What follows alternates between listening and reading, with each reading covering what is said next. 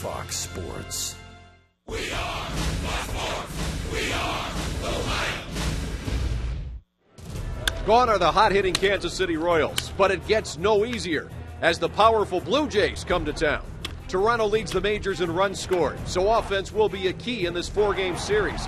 And the Indians' bats are starting to warm up just in time. TJ House gets the task against some strong right-handed lumber. Next on Sports Time Ohio.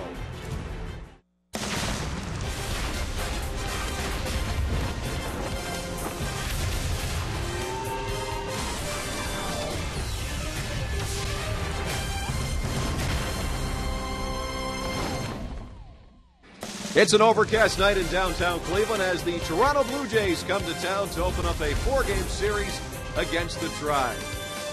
Hi again, everybody. Welcome in. Along with Rick Manning, I'm Al Pulowski. Pleasure to have you here tonight. The Indians and the Blue Jays opening up this four-game series. And Rick, offensively yesterday, boy, Jason Kipnis, a three-run homer. Michael Bourne was getting going. And nice to see these guys back-to-back in the lineup, too. Well, the timing was impeccable. And I'll tell you, Terry Francona did it at the right time. Jason Kipnis comes up. This is the third straight hit in the inning, and this was his first home run in quite a while. As a matter of fact, since the end of last July. But Kipnis, three-run homer right there to give him a lead. And then after Kansas City took a lead, Bourne was knocked down. He comes up, gets a big double right there. And, you know, Michael Bourne, a little pressure off of him because he was struggling at the top. Francona took him out, inserted Jason Kipnis. And right now, for the few games it's working. We don't know how long it's going to stay that way, but if these two can continue to hit that way and somebody else pitches in, it should be a lot of fun. Tonight on the mound, we'll see a couple of left-handers going for the Tribe. It's TJ House, and Rick, TJ is still looking for that first win of the season. Well, in his last start, it wasn't his fault because he threw a bullpen session the night before and had to come out in Detroit and pitch really with no rest. He wasn't expected to pitch that day, so, they jumped him early. But for TJ to pitch against this tough Blue Jay lineup, he's going to have everything. He's going to have to run the ball inside. He's going to need his changeup away, and I think he knows that. You can see it his career here in Progressive Field. He's 3-1. Hopefully he gets started on the right foot tonight. He'll be matched up against the rookie Daniel Norris, never faced the Indians before, and this left-hander in his last start, 7 innings, 5 hits, it was his best start this year. All right, couple of left-handers on the mound here tonight at Progressive Field. The starting lineups and the first pitch for tonight's game coming up in just a few moments right here on Sports Time Ohio as the Indians and TJ House try to get that win tonight in Game 1 of a four-game set against the Blue Jays. Stay right here.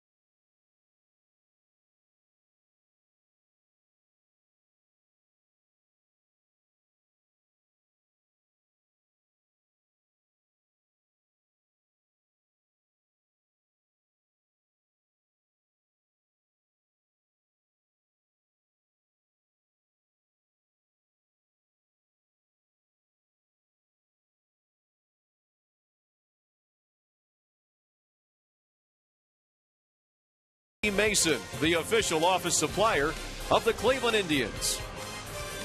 By McDonald's, I'm loving it. By your local Toyota dealers. Visit buyatoyota.com. Toyota, let's go places. And by the injury lawyers at Elk & Elk, proud sponsors of the Cleveland Indians. Call 1-800-ELK, Ohio. It is cloudy and cool tonight in downtown Cleveland. First game of a 4-game set against the Toronto Blue Jays. As the fans a little bit more bundled up, they've got some nachos there, trying to get warm somehow. As the Indians, will try to get this first game against Toronto. Welcome back to downtown Cleveland. Boy, Rick, you take a look at this Toronto Blue Jays team. This has been a team that has been able to hit the baseball similar to the way the Royals have, except for one thing. They do it against lefties, not necessarily against righties. Well, and when they hit it a long way. They've scored the most runs in baseball, 117. They're fourth with 28 home runs. So if you make a mistake, they can hit a long way. Get a look at some of the Blue Jays there, and some of the skull caps are out to try to stay warm here tonight. Now, this Indians lineup going to have to face a left-handed pitcher. Haven't had a lot of success with that this year. Let's send it down to the field now. Andre, what's the team thinking about going against the left-hander tonight in Daniel Norris? Well, obviously for the Indians, they know that this is a guy, they've struggled against lefties, but they feel like this is a guy, much like last night with Ventura, who can throw it hard, but is having some placement problems. They want to jump on him and jump on that fastball the best way that they can and try to get ahead early for TJ House, who's gone through really a tough stretch, but I think every fifth starter so far this year has gone through a tough stretch with off days and the different way the schedule has been set up. So really tonight is the night that they would just want to jump on this team early and jump on the fastball and get these guys going so TJ House can get a win and start this season off on a good foot. Well, TJ is going to have an opportunity to get back into his routine. He was thrown in, he was an emergency starter his last start. That wasn't fair to him, and, he's got something to prove this start. He's going to have to establish both sides of the plate. He's going to need that fastball to go inside, that changeup to go down and away and mix it up. But you know what? I hope to see him on his game tonight. It seems he can't catch a break either with the lineups. Had to face the Tigers twice, and now this Toronto lineup, who it's lefties. Welcome to the big leagues. Yeah, absolutely. All right, let's take a look at our window systems. Game time temperature. Right now it is 46 degrees here in downtown Cleveland. The wind is blowing in from the left about 6 miles per hour. There is a 50-50 chance we'll see some showers tonight. Hopefully have nothing early on. For maybe 8, 9 o'clock, some light stuff could be coming in. So we'll see how it all transpires here tonight as the Indians get set to play the Blue Jays. Well, Toronto in town for the first time this season too, Rick, and then the Indians won't see them for a while. Yeah, you're right. And we won't go to, I think, Toronto. It's September. So, it's going to be a long road. I mean, we usually play the Blue Jays early, but we're going to their place late. But, they've got a different look this year, so we'll see what they have to offer. Keys to the game brought to you by Wayside Furniture tonight. And for TJ House, avoid that middle of the plate. Avoid the middle of any. That's for any pitcher, just not for TJ House. Any pitcher, stay out of the middle of the plate, and hopefully he gets back into his groove. He's always pitched very well here. The Indians 7-1 in his starts here at Progressive Field.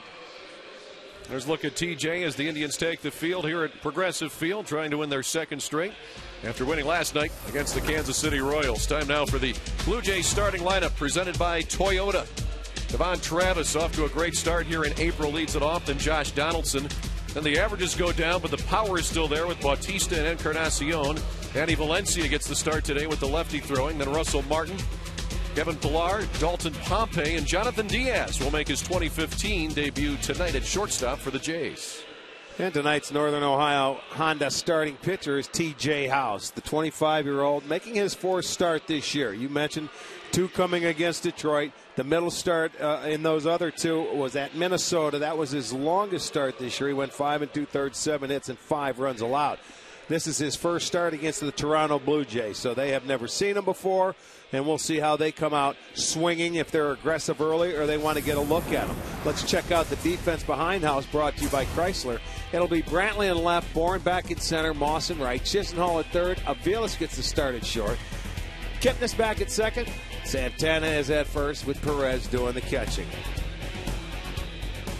The umpires for tonight's game, the crew chief, John Hirschbeck, is behind the plate right there. First base, Bill Welke. James Hoy is at second. And John Tempane at third base tonight.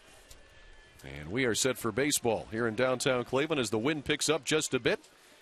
Devon Travis about to step in against T.J. House.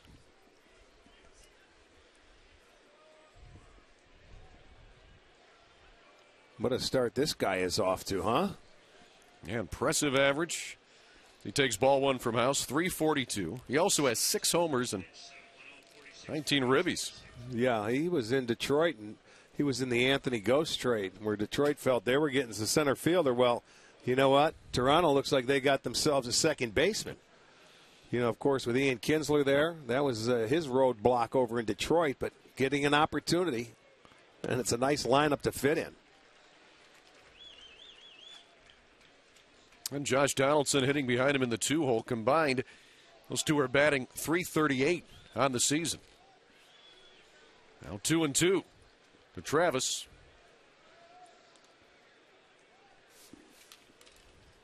This night definitely cooler than last night. By the end of the weekend, there's a rumor the temperatures could be in the 70s. Again, it's only a rumor. T.J. House will make the play himself with the underhanded toss. One away here in the top of the first.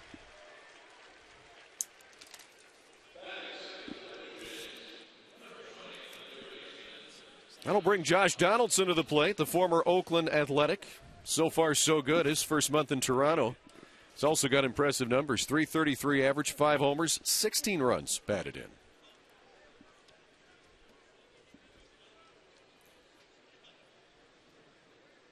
I think a lot of people shocked that Oakland, who traded Donaldson, you know, because he was the man over there at third base, was a big part of that organization, and still they had a few years left committed before he could hit the free agent market. They traded him. Brandon Moss to Cleveland. Rounded to third. Chisenhall cuts in front of Ramirez and throws him out. 2 down here in the first.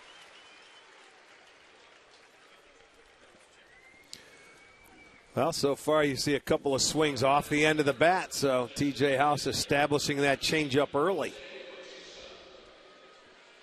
Here's Jose Bautista, the designated hitter. Power numbers are as usual, but the average down.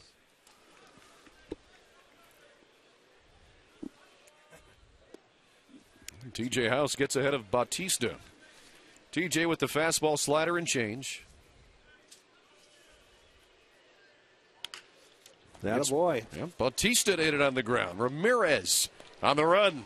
Makes the throw. A 9-pitch inning for T.J. House. Blue Jays 3 up, 3 down. Indians coming to bat.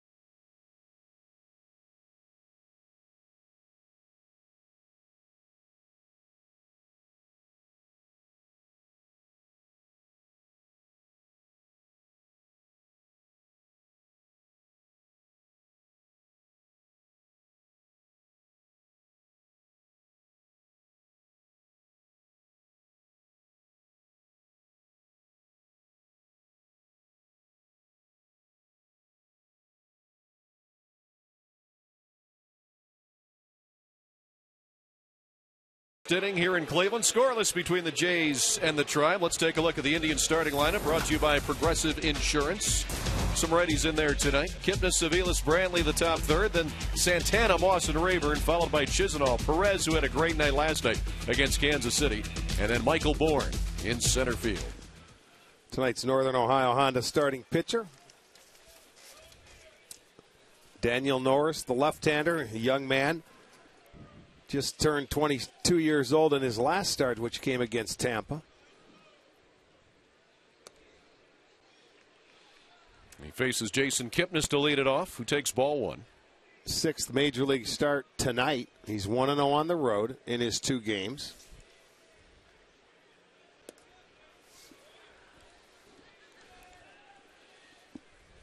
Daniel Norris with a fastball, curveball, slider, and changeup.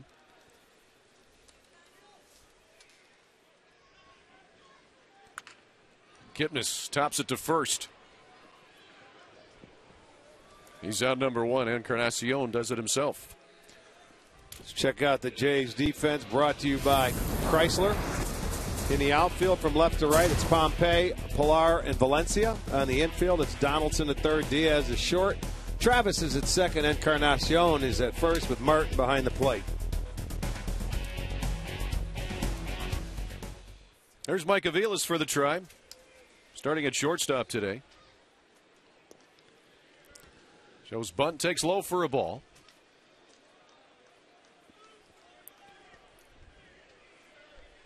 First game since Monday against the Royals. The last couple of nights off.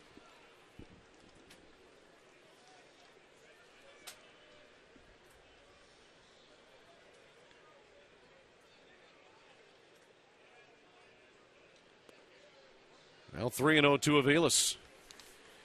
Daniel Norris was chosen in the second round of the 2011 draft, 74th pick overall. And he's arrived to the majors about on time.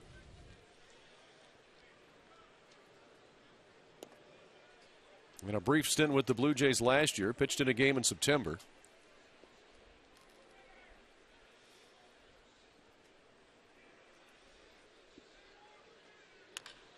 Mike Aviles hits that one hard to center field. Pilar.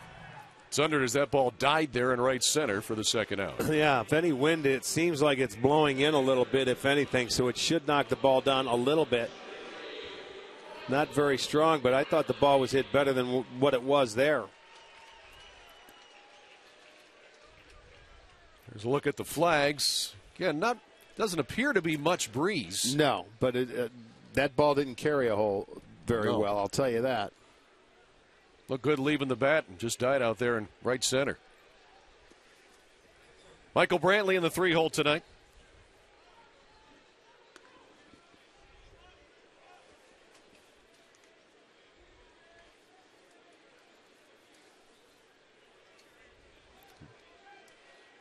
You see he's done quite well against Toronto in his career. Ahead in the count here. Michael Brantley, a rare 0-for last night. He was 0 for 4 against the Kansas City Royals. Hit the ball hard a couple of times.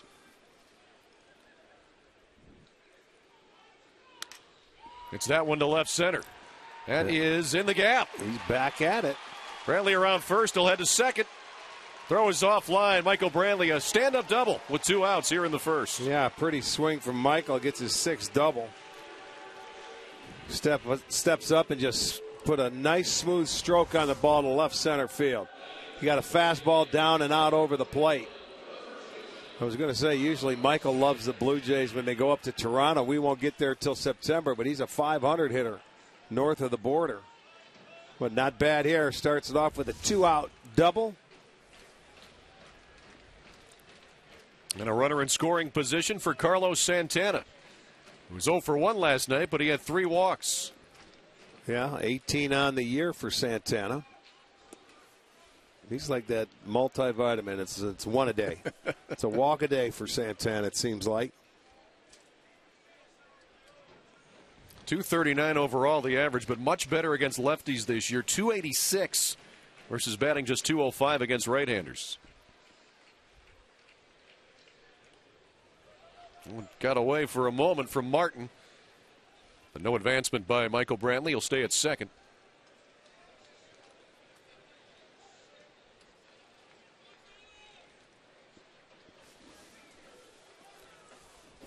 Carlos Santana looking for RBI number 12 here with Michael Brantley on second.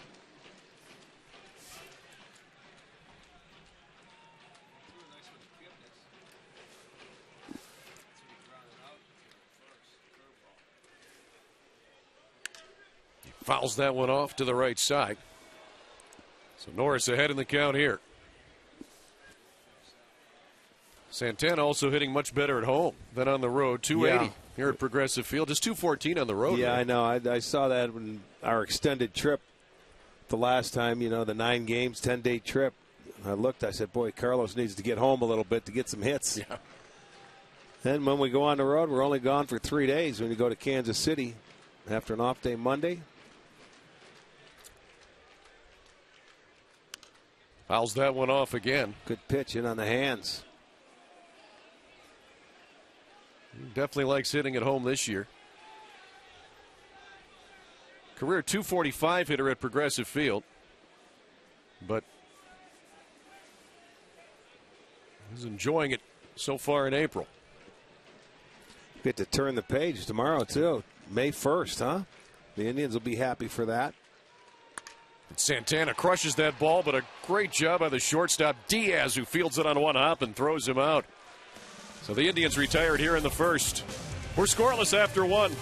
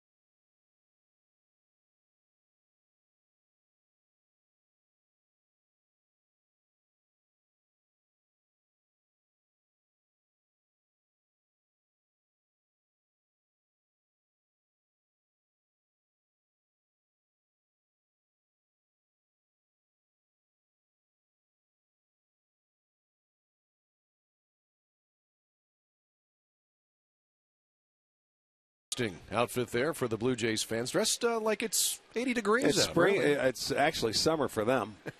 I guess so. What's he got on his shoulder? Looks like a parrot, huh? A toucan? Yeah, it looks like it. He's got that wrapped Tough around to his see. helmet. Encarnacion starts off the second inning with the grounder to third. Nice play by Lonnie Chisenhall with a good, strong throw, and he's out number 1. TJ House getting the start today. Kind of took one for the team this past weekend in Detroit, or last weekend, I should say. Andre, TJ House a little bit out of sync with the rotation. Absolutely he is, and he did take one for the team Saturday in Detroit. But really, at this point in time, it's the first time he's been able to pitch on his regular rest. And as I said earlier, every fifth starter goes through this problem, and this isn't the best matchup for him. But Terry Francona said before the game, if he pitches TJ House's game, he'll be fine. And so far, he's off to a great start, keeping the ball low and getting the ground outs that he needs to be a successful pitcher. Sometimes the slower you throw to the big right-handed bats, the better it is. So I agree with you there. The ground ball is working. If he has his changeup on, you can get a lot of big swings. It's Danny Valencia, former Minnesota Twin and Baltimore Oriole, batting .455 this year. Only 22 at bats, but he's made the most of them.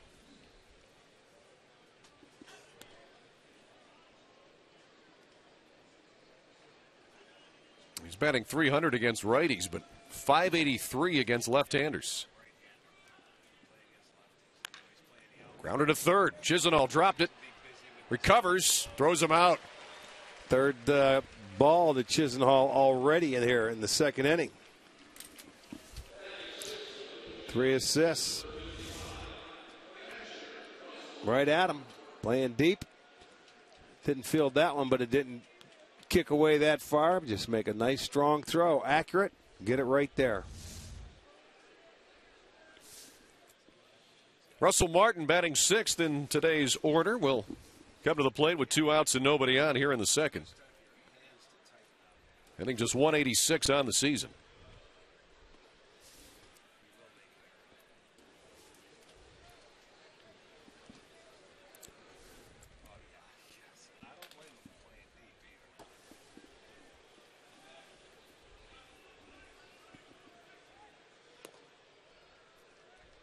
One of the reasons it was speculated Carlos Santana was available, Rick, back in 2008 in the Casey Blake deal, it's because Russell Martin was in Los Angeles and had a couple of other catchers, but at the time they felt there might not be a spot for him.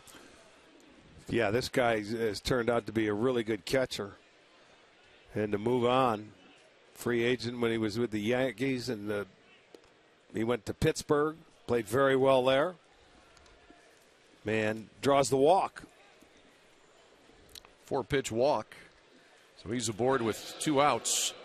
So we'll take a look at our Buick stat of the game. And how about the Blue Jays in the most 10-run games this season? Well, that's the kind of lineup they possess. If you make mistakes or if they get hot, they can have one of those nights. We witnessed Kansas City could do it to you. And Washington, too. But, boy, they got off to a rough start. The Nats. Yeah. It's Kevin Pillar, center fielder, hitting 7th in the order.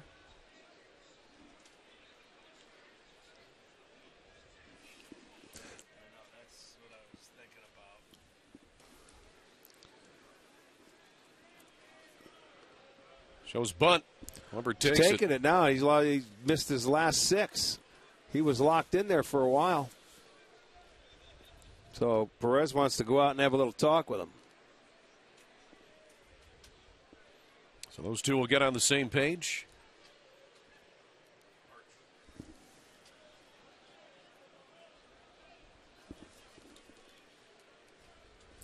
You know, for TJ House, he's a pitch-to-contact guy. And, you know, in his first 3 starts, he's averaged over 22 pitches per inning. So that's not his style. His style is to go out there and give me a 12-pitch, 13-pitch inning. Put it in play. He did it in the first. He did it to the first 2 hitters in this inning. Then all of a sudden, he lost the strike zone.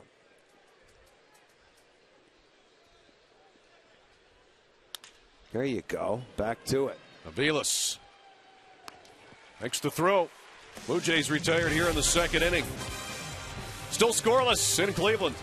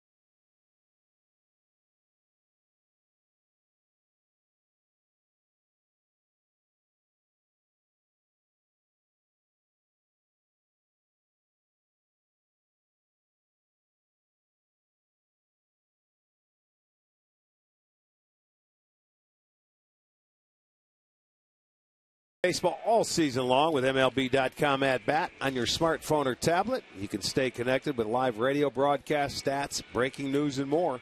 Download MLB.com at bat, the #1 app for live baseball. Bottom of the second inning.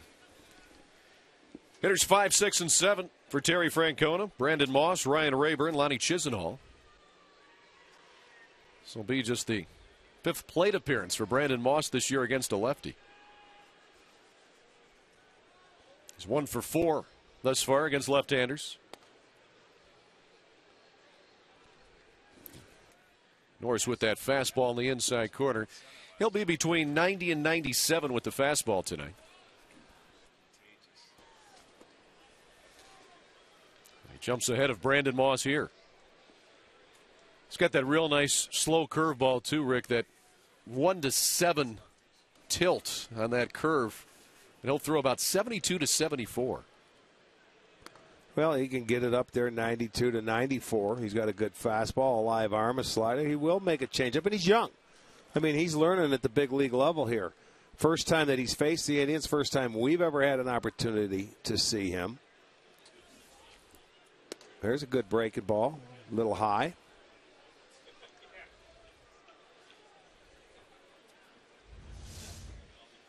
See, that breaking ball looks good, but it's just elevated. Martin catches it and frames it for him. John Hirschbeck, he's not fooled by that. Sometimes young pitchers have a tough time throwing that consistent curveball. You know, they takes him a while to get a feel on a cold night like tonight, although he has no sleeves on. Don't know the grip of the baseball. Moss drills that one, but right to the right fielder, Valencia was able to track it for the first out. Yeah, the hit top spin. You see him telling him, boy, he's an infielder. Let's take a look at today's Levin player profile, and that is the left-hander on the hill, Daniel Norris. Some interesting notes on him. He's got his 1978 Volkswagen. Get out of here. Shaggy? Shaggy, after, of course, Scooby-Doo, the character in Scooby-Doo. Shaggy, but he calls the van that. As we get a look here at Ryan Rayburn stepping to the plate with one out. But he drove that down to spring training, parked it on a beach. The local law enforcement came there when he was sleeping in his van and said, hey, you can't really sleep here. However, there is a Walmart down the street, which is welcome to campers and things, so you can go down there, and he did. So he stays at the Walmart. Yeah. Who was his driver, Murph? Well, Murph works for cheap, I understand, when he drives folks to spring training. Well, he can shop at Walmart. He's there. Well, and Daniel Norris, when he signed in 2011, his signing bonus was $2 million. He invested it conservatively. He has a couple of financial advisors that control his money, and they give him $800 a week in his checking account. Man, the guy's in the big leagues, man. Let's go. He probably gets a little more now. Yeah, I would hope so. $18 or $800 a month. It's about his meal money up here. Count goes full to Rayburn. And Daniel That's Norris for an 8-day road trip. He's an interesting guy.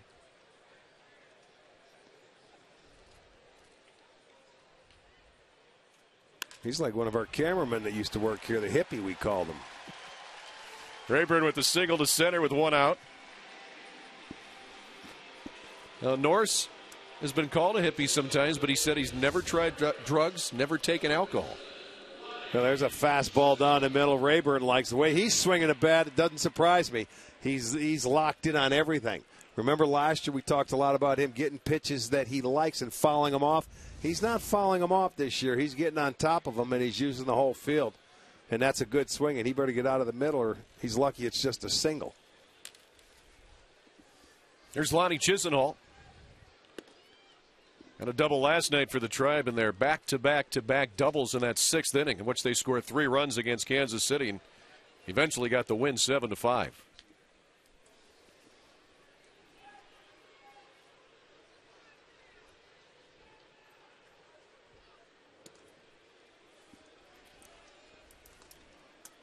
One and one now to Lonnie Chisenhall.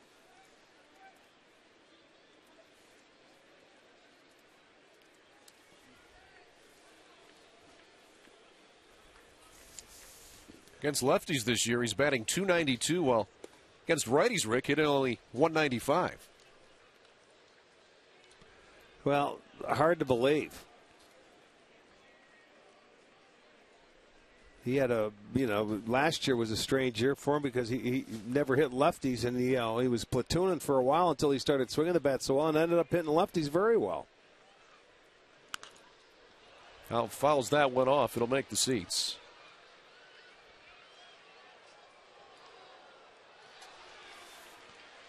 Well, is there a secret or a trick batting from the left side against lefties and staying in on them? No, it's just a matter of seeing them. When he first started coming to the big leagues, you're told, well, he wasn't playing against them. You had to prove you could hit. Well, you can't prove you can hit lefties unless you play there. So you've got to force the manager to put you in the lineup, and that's getting hit against righties, and then you'll get a chance to hit against lefties. Not really, because when you're brought up and if you're on the fast track to the major leagues and you're in the minor leagues, you're going to face left-handers. They're not going to platoon you, and you prove you can hit them down there. If you can hit them, then you'll get your chance at the big league level. I mean, it changes from year to year. It's just a comfort thing, and it's a confidence thing. But if you're an everyday player, you've got to hit lefties. Your average may be lower, but you still got to battle and put good at-bats together. Which isn't all work, so walk here. So 2 on with 1 out for Roberto Perez, who was a perfect 3 for 3 last night. Well, right now, Norris, he's all over the place, and it doesn't surprise me for a young pitcher. But what he's done, he's pitched very well. He's been stingy with men on base this year. The opposition hitting just .226 with runners on. But with runners in scoring position, that goes down even more. It's down to a 105 average. They're just 2 for 19 off him with runners in scoring position. And that's a situation we're in right now. Roberto Perez entered last night's game batting .162. What did he leave at? .225. After a 3 for 3 night, swung the bat well last night. Have another one like that, it'll be up to .280, and people saying, boy, you're swinging the bat good this year. Could because of 2 games. Sometimes that's all it takes. Early in the season, have a good couple of games and watch that average jump. That's why right now at this time of year, batting average overrated. Get a couple key hits if you get them, or when you get them. That's something the Indians' offense haven't done either. Runners in scoring position, runners on base. They've struggled this year. Something they're going to have to get much better at and get more confidence in.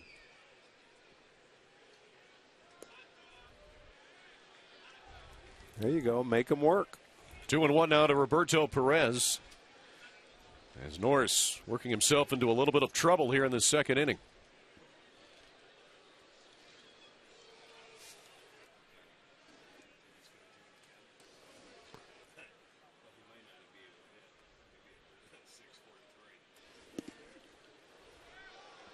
Perez thought that one was inside. Check it out on our Nissan pitch tracker. He's going inside. See, Martin sits away, and that's what tells you that this guy, his ball moves all over the place, and he's inconsistent with it because it moves. They wanted that ball away. I think it fooled Perez, but it looked like a pretty good pitch.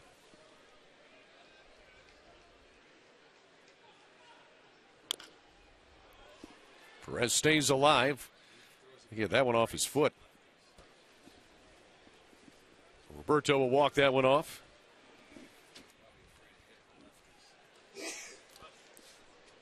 There's Rayburn at second base. Chisenhall at first. Roberto Perez trying to deliver with a runner in scoring position.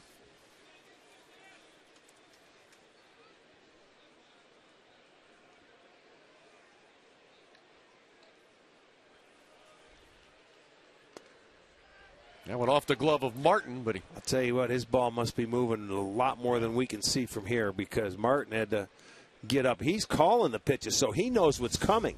And if he knows what's coming and he has a tough time catching it, you see the run on that? It handcuffed him. Hit him in the crease of the glove, but he gets on it. That ball is moving a lot. Fourth straight full count for Daniel Norris. He's already at 40 pitches here in the second inning. Atta boy. All 4 to Perez. So now the base is loaded for Michael Bourne. Let's take a look at our AT&T U-verse rewind from last night. Yeah, that's a head shot that knocks him down to his back. Took a deep breath. But I'll tell you what, he did exactly what big leaguers do. You come back up, you gather yourself, and he had a rope down the right field line for a double and drives in. He ended up scoring the go-ahead run after that. So really good at bat for Michael. You know, isn't it funny how the manager, you know, you're panicking a little bit in your position, your leadoff position, and then you want to take some pressure off him and you move him down. Doesn't it seem like they always come up with runners on base to hit? Here it is. I mean, since he's been down in the 9-hole, he's had more opportunities to drive in runs. Now, and here are the numbers. When he leads off, Michael Bourne this year batting 180. Hitting in the 9-hole, 273. Take a look at the pitch count this inning, Rick, and the number of balls versus strikes. Yeah, that's right. He's having a tough time finding the zone. Patience, patience. It was the bottom part of the lineup yesterday that did some damage. Yeah, he takes the first pitch here. So look what Norris has done first pitch tonight. Well, not what you like to see. But, you know, now when you start pitching behind, if you miss that first one and you don't come back with one, now you're in trouble because hitters can get very disciplined. And they get selective and they can swing at their pitch. He's digging a hole for himself. This is the part of the lineup the manager likes you to see. He wants you to be aggressive.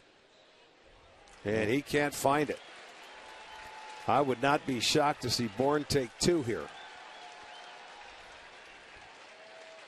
Great opportunity for Michael Bourne. As you said, Rick, we'll be looking this one over. Might be looking 2 over. Okay, there's one.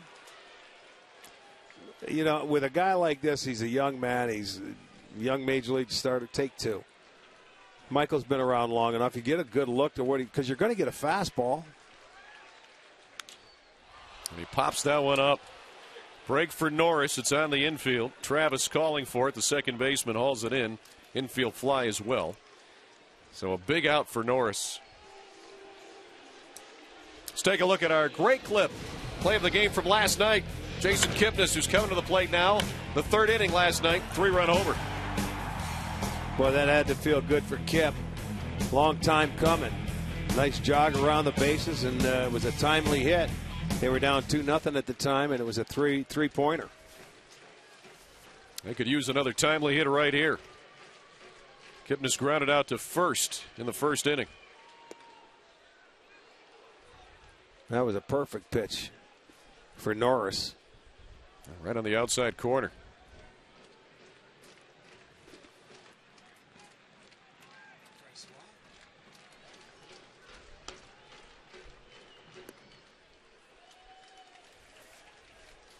Well, Norris is closing in on 50 pitches here in the second inning.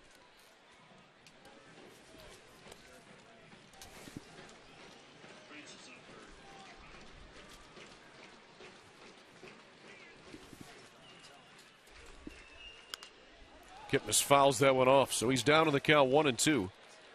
Kip hitting just 132 against left-handers this year. Struck out 8 times and 38 at-bats. Get a look at the base runners.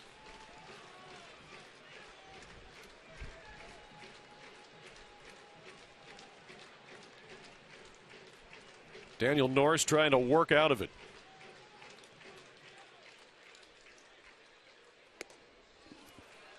It's a tough time throwing that breaking ball for a strike, so he's turning into like a one-pitch pitcher, even though Martin's working with him. You know, but you can't get him in too much trouble. He's throwing so many pitches in this inning, a lot of them out of the zone. He's just trying to work them through it. He's tried to get him to throw the breaking ball. Just has a tough time, and to me, the breaking ball seems better to the righties than it is the lefties. 35th pitch of the inning. Kipnis fouls that one off. Will make the seats. So he's had to work hard early Yes, he has. A big 2-out hit here will pay dividends, big dividends. Take the pressure off the rest of the team and let them relax and get about their business. Try and give T.J. House an early lead.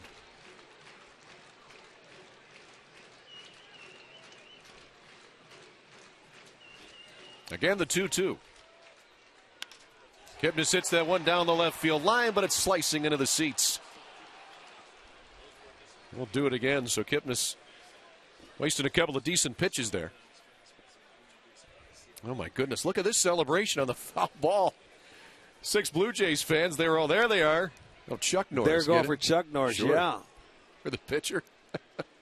He may want him to throw it up there with his foot. Big Chuck. I think that one fella had Ernie Witt's jersey on at powder blue.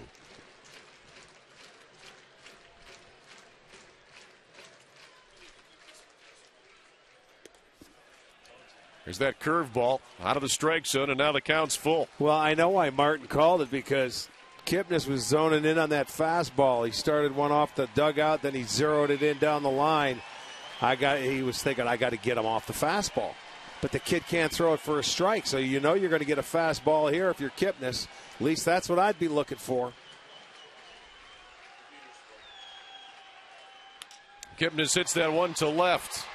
Back goes Pompey. Plenty of room. He'll make the catch. And Daniel Norris somehow works out of the inning. Indians leave him loaded. Tied after 2, 0-0.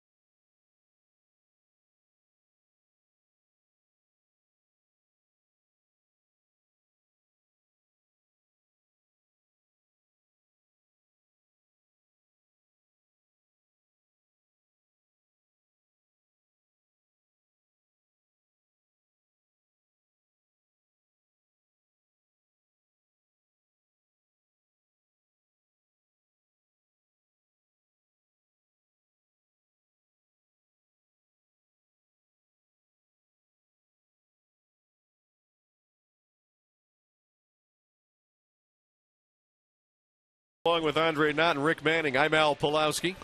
Way at the top of the 3rd inning. Jim Murphy producing. Pat Murray directing. Hitters 8, 9, and 1. Pompey, Diaz, and Travis. We'll see T.J. House. Blue Jays with 1 base runner thus far. A walk back in the 2nd inning was issued to Russell Martin.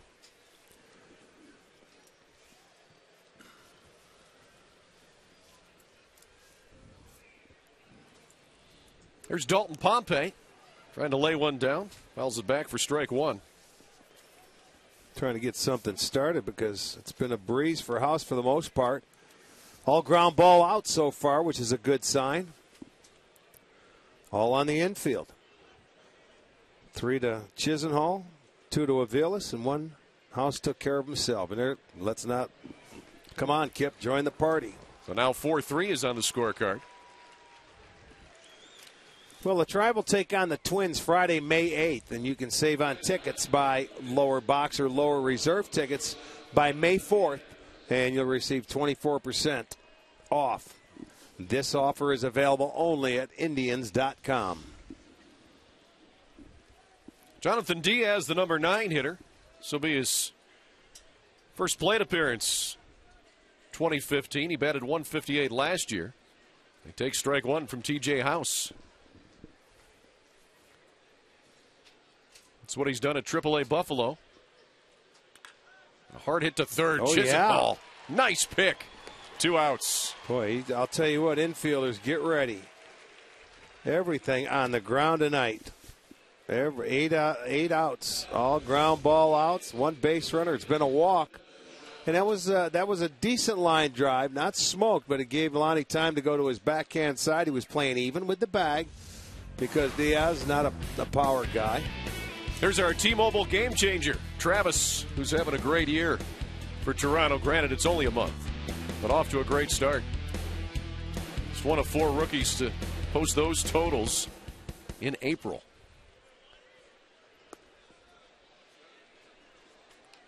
And he's ahead in the count here. 2-0. What were the names up there? Ken Herbick, and who were the other ones?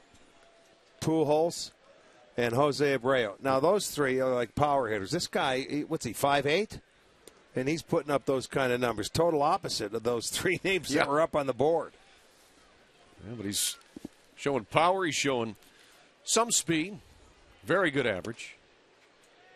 He's aboard on 4 pitches here with 2 outs in the third. Well, it's exactly what happened last inning. He got the first 2 ground balls and then ended up walking a guy.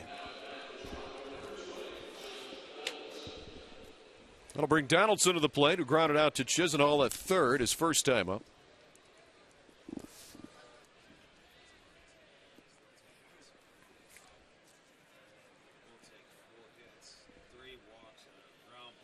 There was a second walk issued by T.J. House. Now 5 straight wide ones from House.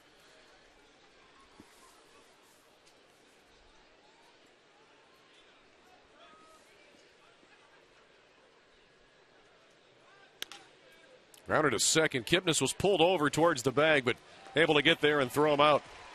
10-pitch inning for T.J. House. Blue Jays done in the top of the third. Bottom half coming up.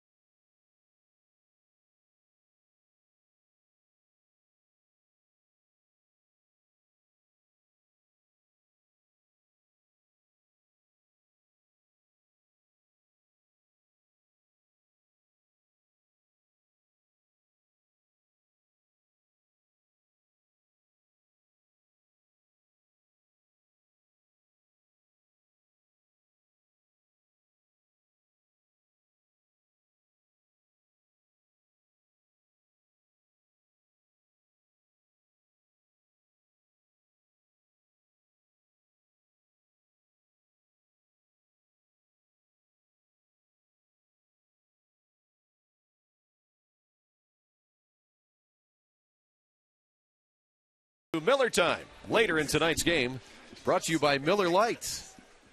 So we enter the bottom of the third inning, scoreless. Fans bundled up here tonight. Well, they should be. Doesn't look like it's getting any better, does it? And a light rain starting to fall as well. Mike Aviles will lead it off in the bottom of the third. He'll be followed by Brantley and Santana. Hitters 2, 3, and 4. Well, they had an opportunity because of the wildness from Norris. So House did his job, 10 pitches, and gets his offense right back in. Indians left the bases loaded in the bottom of the second.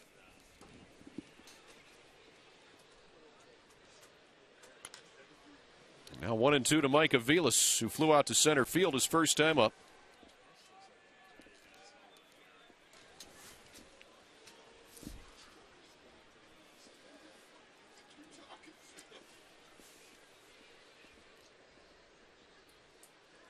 That one, wow, well short. I'll tell you what, Martin, he went that was about a 55-footer, and it hit him in the arm, I believe, the right arm. Look at he's looking at Aviles. Aviles saying, "Where did that ball get? You see it? Oh my goodness!" Man. You know, when there's nobody, he just saved John Hirschbeck. See if Hirschbeck was bailing. He started. He's seeing that ball. He just saved the umpire from getting one. He took in the arm. Nobody's on base. That's when you, boom, see ya. No padding there. You don't know how to try and block those. It's so far out in front of the plate. Well, Martin's gotten a workout here. We're only in the third inning.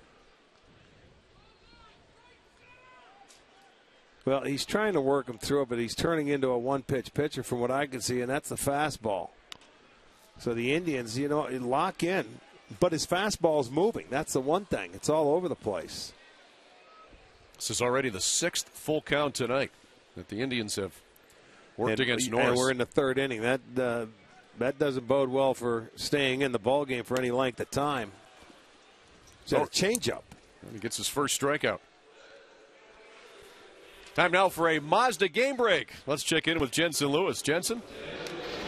Thanks, Al. Rick. Angels and A's in Oakland. This one was 6-2 going to the ninth. Ike Davis sends one way back to center, but Mike Trout says no, sir. Angels squeak out a win in Oakland. Back to you guys. All right, Jensen. So the Angels with that win. One of the early games today. A very big slate today in Major League Baseball. Michael Brantley doubled his first time up.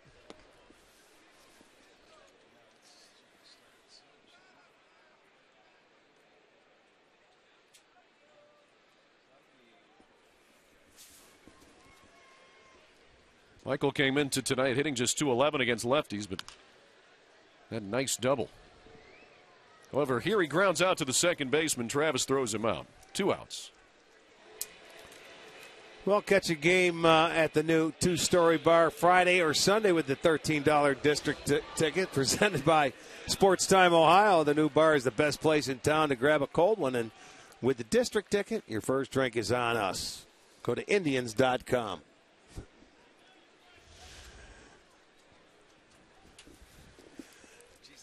Carlos Santana grounded out to the shortstop back in the first inning. He bats here with 2 outs and nobody on.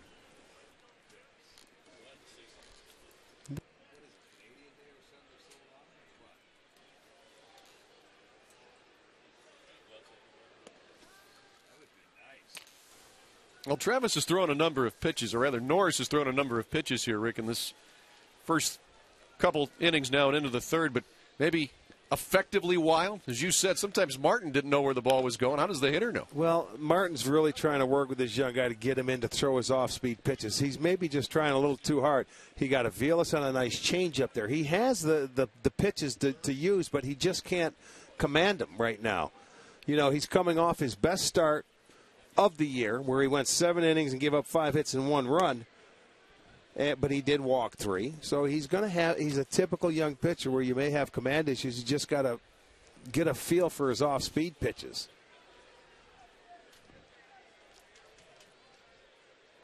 There's a changeup or a breaking ball down and in. He's trying to work with him, but then he gets deep into the count. And when he comes back to it, it comes back to being a fastball for the most part.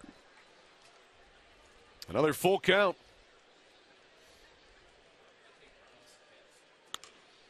Santana found the hole. Go. Nothing wrong with getting jammed. So he's aboard with the 2-out single. The Indians' third hit of the night.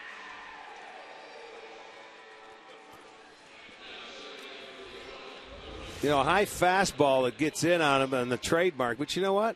Just pushed it off. They're playing him to pull. Look how many hits he could get this way.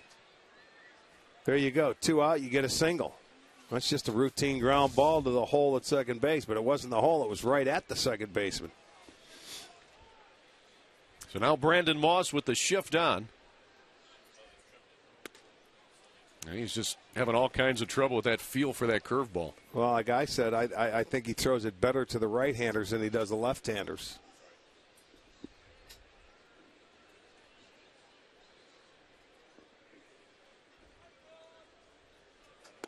There's another one, doubled up with it.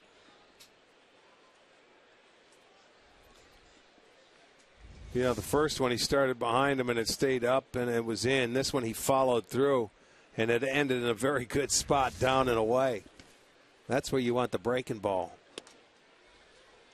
And, you know, as a hitter, you see those first two and it throws the fastball by him. That's what happens when you can prove to the hitter you can throw that breaking ball for a strike.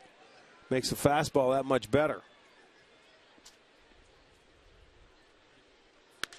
Moss hits that one hard. Travis keeps it in front of him, but he won't be able to throw him out. Quick look at second, but Santana back safely.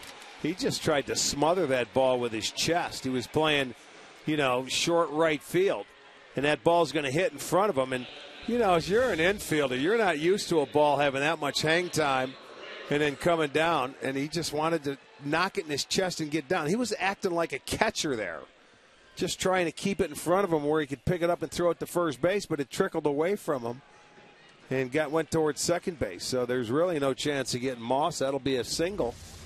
So with 2 outs now, the Indians come back with back-to-back hits. So now a runner in scoring position for Ryan Rayburn, who singled his first time up.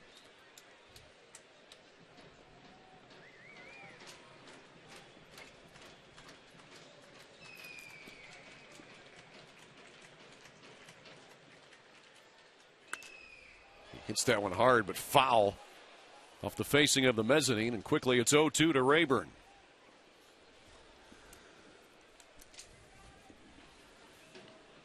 Ryan, the designated hitter tonight.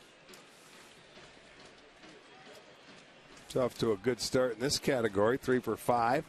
2 outs and runners in scoring position, but he's down in the count now 0-2. He's going to have to work for it.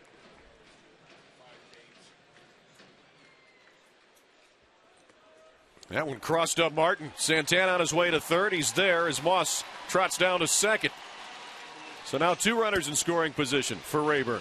You know, normally with a guy that had decent control, you'd say be careful now with Rayburn the way he's swinging the bat. You have Chisenhall on deck because you have first base open after this wild pitch.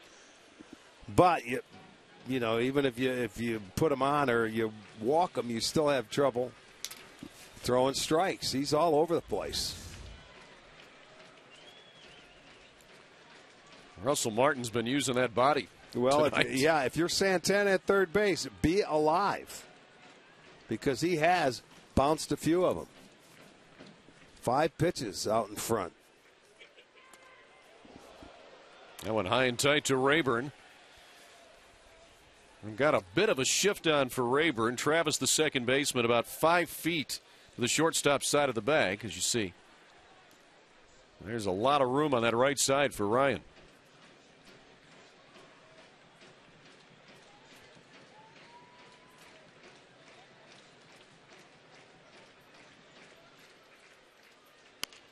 Hits that one right back to the mound. And again, Norris escapes. So the Indians get a couple aboard but can't score. 3 innings in the books. We're still scoreless.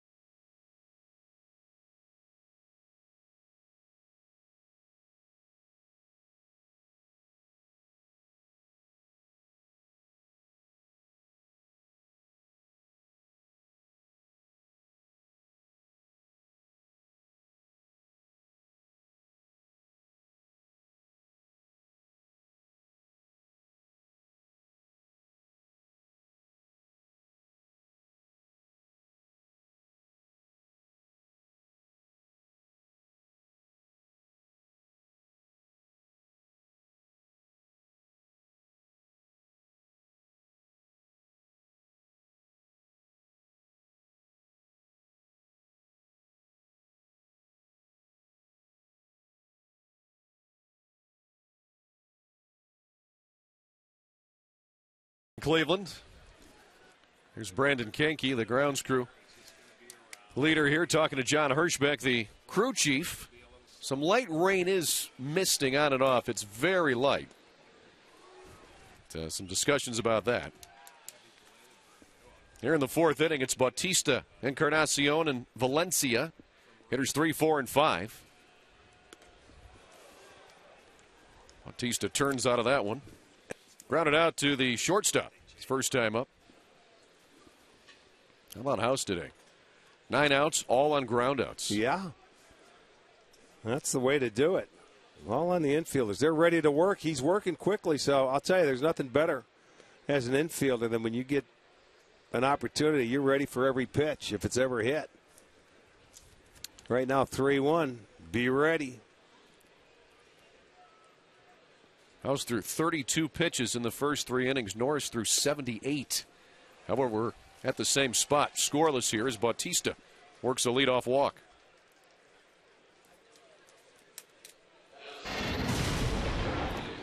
It's his third walk, but he's been on the ground. The first one coming right back to him. He makes the easy flip. Chisenhall's been a busy guy. And you're going to see Aviles has a couple. They even throw Kipnis into it. Encarnacion swings at the first pitch and gets the first hit of the game for the Blue Jays. And out Toronto with runners at the corners with nobody out here in the fourth inning. Well, that's that first time through. They know what House is going to throw now. They have the idea how he's going to try and get him out. So here's an adjustment. You want to stay away. That ball was elevated. And he stayed on it and then drives it into right field. So that'll be the first hit of the night for the Jays. But after the walk, it sends runners to the corners and nobody out. So now runners in scoring position for Danny Valencia. He grounded out to third his first time up.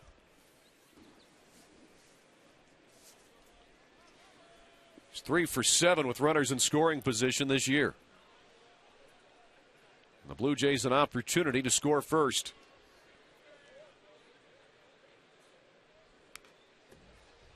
Infield's a double play depth. Yeah, they trade that ground ball double play for a run. House not a strikeout pitcher. He pitches to contact, doesn't have a strikeout yet.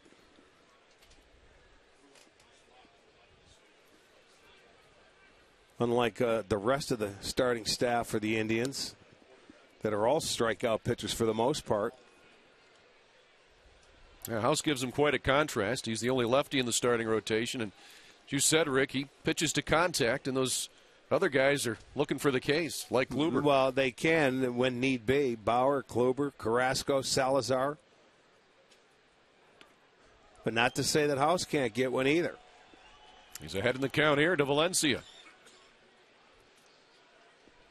This would be a great time for his first strikeout tonight. It would be a perfect time.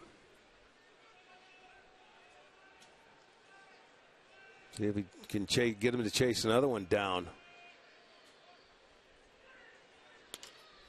And he sends that one to right. Great piece of hitting by Valencia. Yeah, he made the adjustment. Valencia made the adjustment. Bautista scores, and the Blue Jays are up 1-0. As Encarnacion heads to second base, and now the runners at first and second. Still nobody out. Yeah, he got up there after he swung. He tried to pull it the pitch before. This time, you know what? That's a pretty good pitch, but he was serving this one.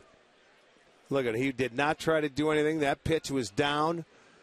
That's really a good job of hitting when he was down to 2 strikes. So Bautista, the leadoff walk, comes to score. And then back-to-back singles, so the Jays will take a 1-0 lead and still first and second and nobody out.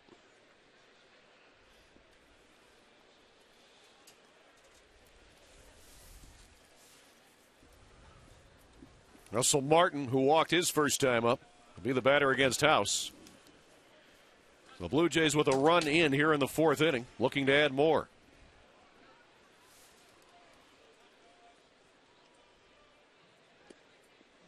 And that's on the outside corner for a strike. So Toronto, who didn't have a hit until this fourth inning, now with back-to-back singles after the leadoff walk to Jose Bautista.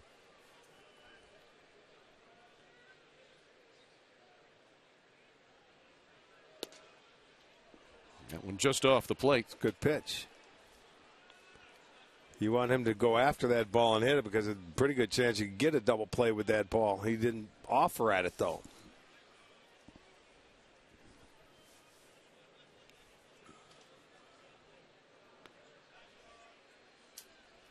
Now 2-1 to Russell Martin.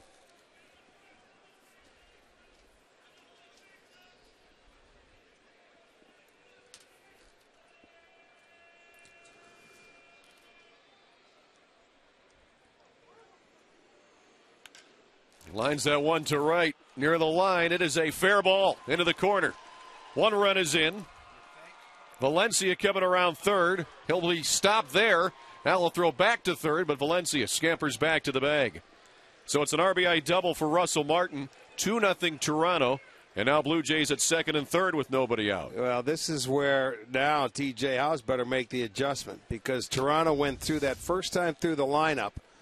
And he got him easily. They hit ground balls. They tried to pull him. What are they doing now? They've made the adjustment. They're going to right field. So he's got to change from going outside to pitch a little bit more inside and back him off the plate to get more of that outside part of the plate. And I'm sure Mickey Callaway is going to tell him because they are 3 for 4 the second time through the lineup and 2 walks. You know, he ended up walking Travis with 2 outs. Then they got the last out, then the leadoff walk, and then it's the hits, and they've all been going the other way. So they're making the adjustments. They see what House has got. He shows him in, he goes out and lives away with it. Well, they're pushing it that way, so we better pitch him inside more.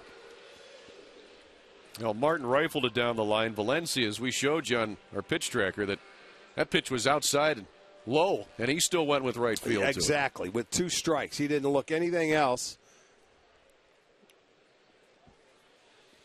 So now the Blue Jays looking for a big inning.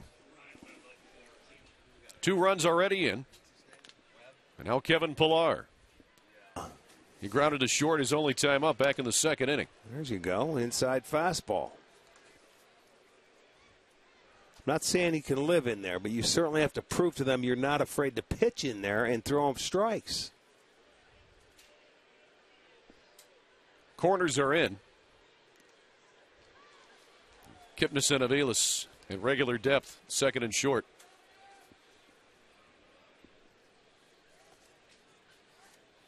The Indians' newest call-up, Ryan Webb, came up yesterday from Columbus when Jerry Sands was designated for assignment.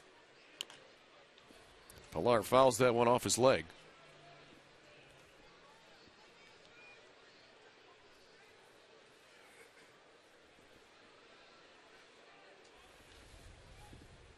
Now still looking for that first out here in the 4th inning.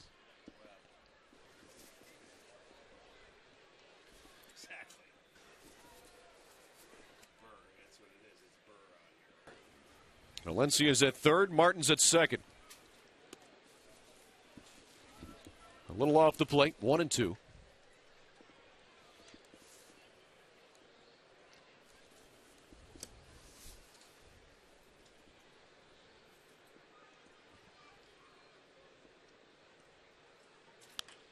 Line drive to left. Brantley moving over. Fielding on a hop. 1 run in. Here comes another. Relay cut off by Chisenhall. It's a double for Kevin Pillar. 2 more runs score. And Toronto with the big inning. 4 runs home, and they lead it 4-0. Pretty good base running there by Russell Martin. He ended up coming around and made it easy by the time that Chisenhall thought he hit a good pitch there. I'll tell you what, he went down and got it, and then he hit that one in the left field. So they're going to give him a double with that, I would think.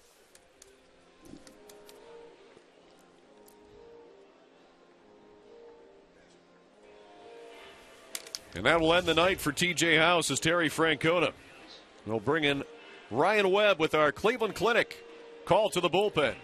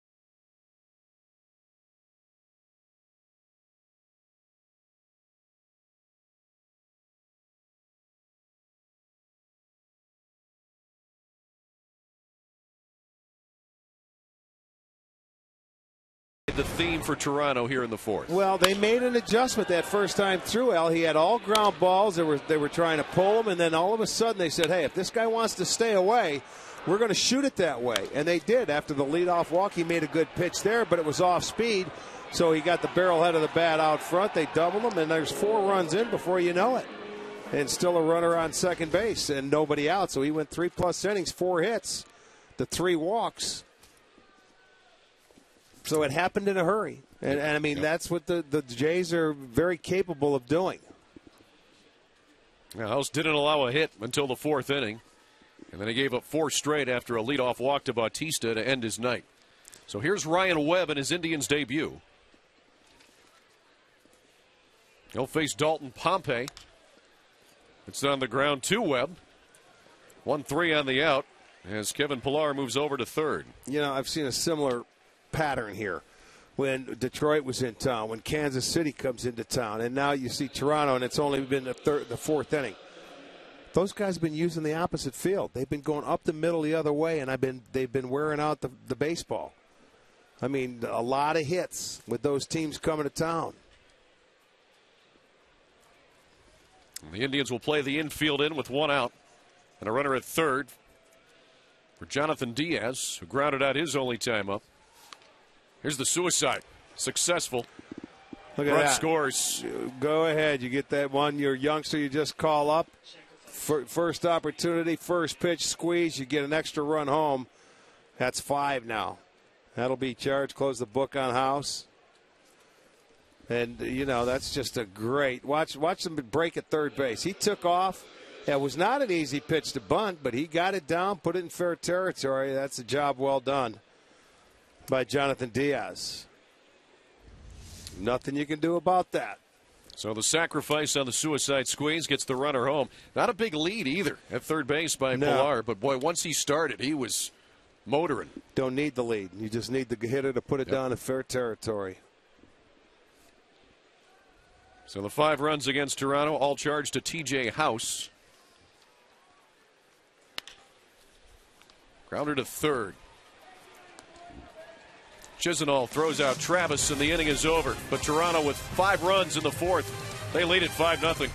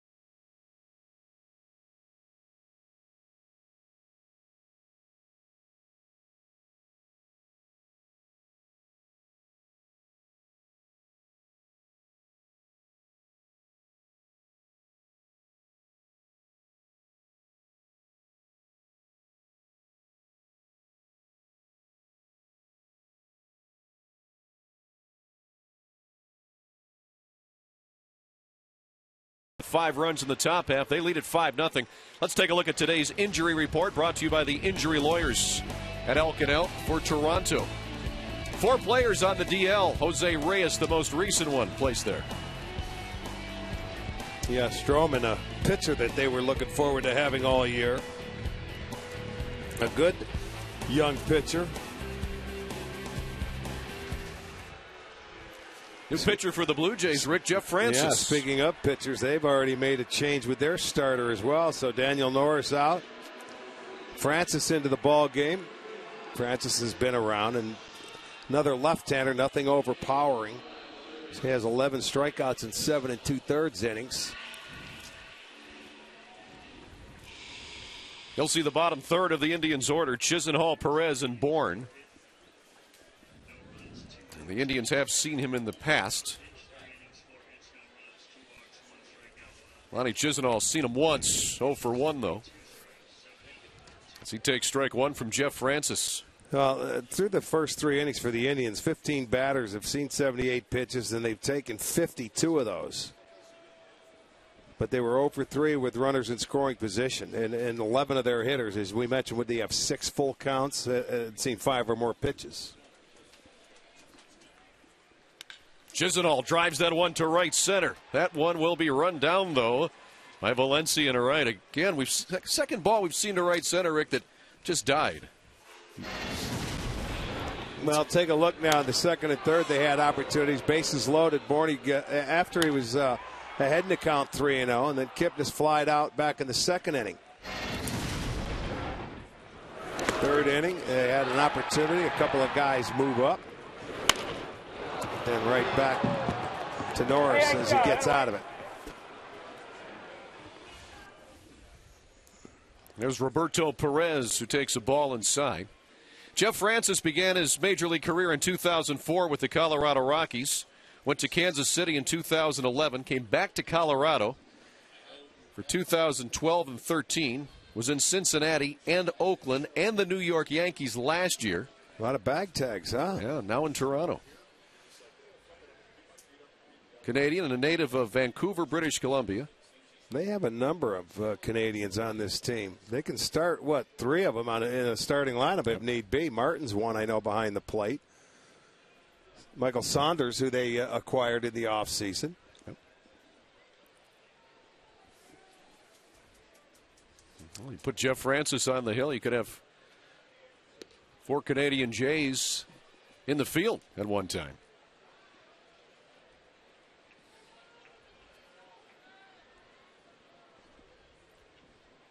Francis, 34 years old. Now a full count to Roberto Perez.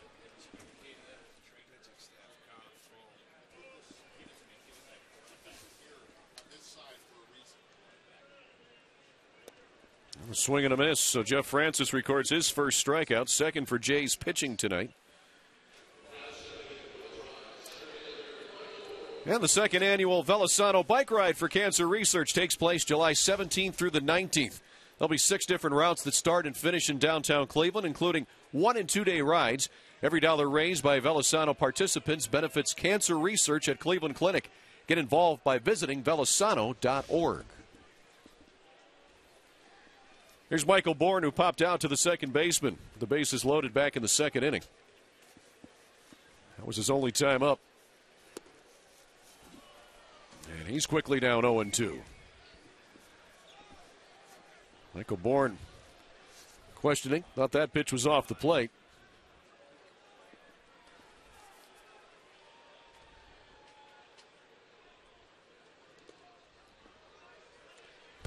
There's Russell Martin again. Oh, boy. Well, I think that time he was between, Rick, as you said. Nobody's on base. The instincts were to get in front of it, then thought, well, maybe I better get out of the way of this. Swing and a miss, so a couple of strikeouts for Jeff Francis. Indians go quietly in the fourth. 5-0 Toronto after 4.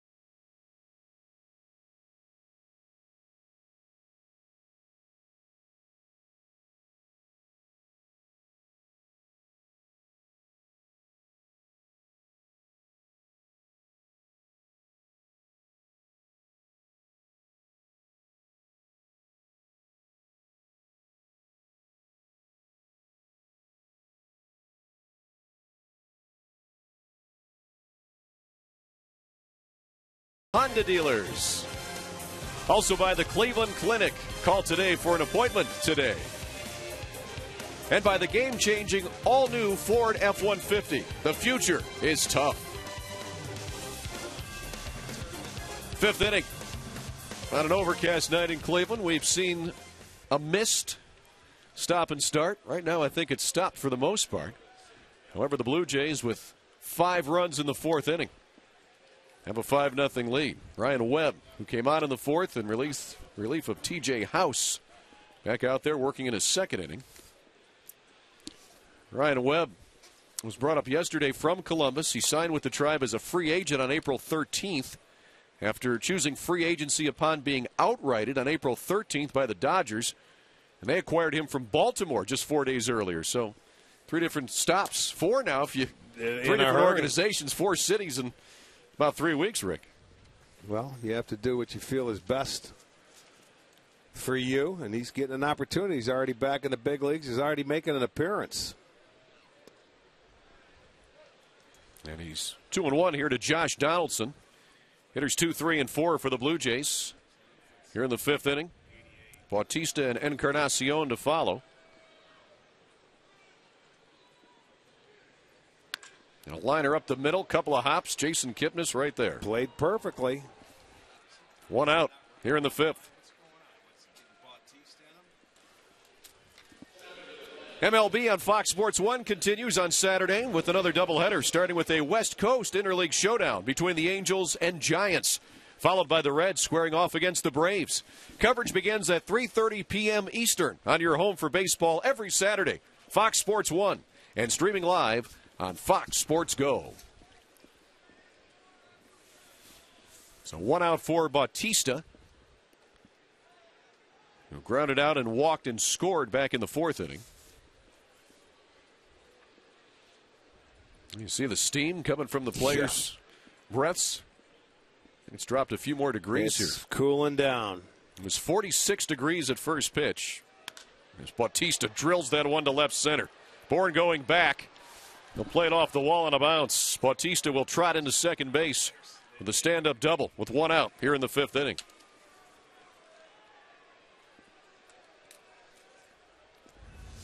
Let's take a look at this fastball up. It started to come in a little bit, and I'll tell you what, not enough. It stayed out enough where Bautista just hammered that ball to center field over the head of Bourne. So that's their 3rd double out of their 5 hits tonight.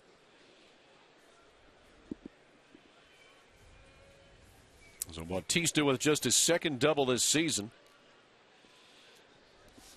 He's hitting just 167, does have the 5 homers. Now Encarnacion grounded out back in the 2nd inning to Chisenhall at 3rd and singled and scored in the 4th.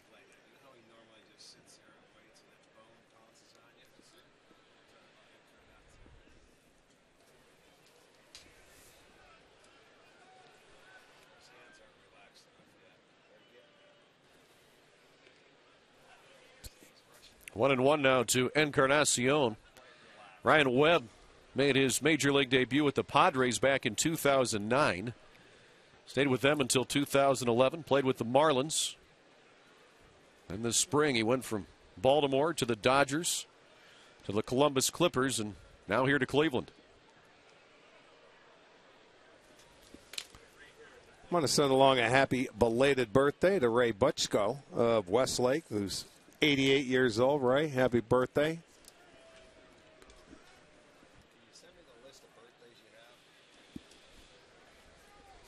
Toronto looking to add on to their 5-0 lead.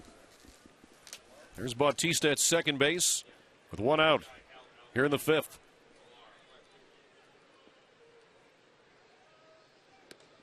Big swing and a miss for Encarnacion.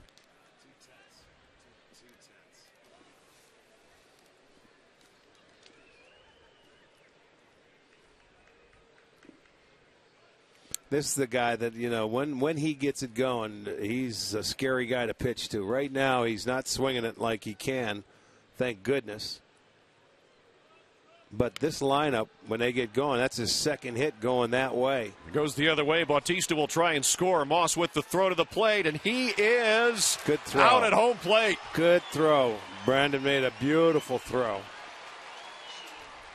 Encarnacion will head down to second base, but Moss cuts down Bautista at the plate. A nice one-hopper. This is going to be our McDonald's. I'm loving it. He didn't try to overthrow this one. He stayed under control. He picks the ball up and makes a good, accurate throw. Hit the cutoff man. Beautiful one-hop throw. Outstanding. There you go. He made a throw the other day where I think he tried to overthrow it. That one, he was nice and relaxed. One-hopper right where it should be. And you get the assist. Beautiful. Well done. Saves a run. So that's the second out here in the fifth. Danny Valencia singled and knocked in the Jays' first run last inning.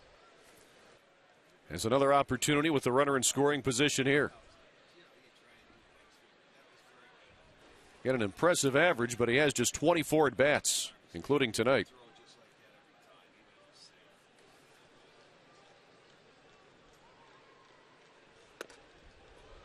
We'll get him off the plate. 1-1 now to Valencia. Valencia originally came up with the Minnesota Twins. He was a third baseman, always had a pretty good arm. Yeah, we remember him from Minnesota. And he's the Blue Jays right fielder. Trevor Plouffe came along then. Yeah. There wasn't much room for Valencia. So he went to Baltimore, and now he's here.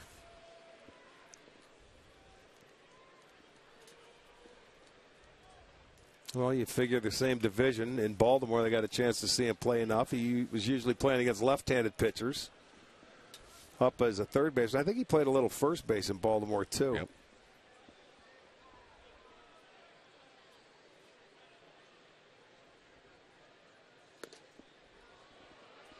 Three and one now to Valencia.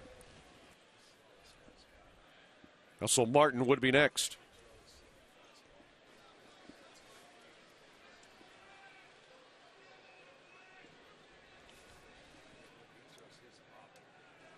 Indians bullpen is quiet right now, so for the time being, it's Ryan Webb. Liner to center, right at Michael Bourne. That's the third out of the inning. So Toronto threatens but doesn't score thanks to Brandon Moss as he throws out Bautista at home plate.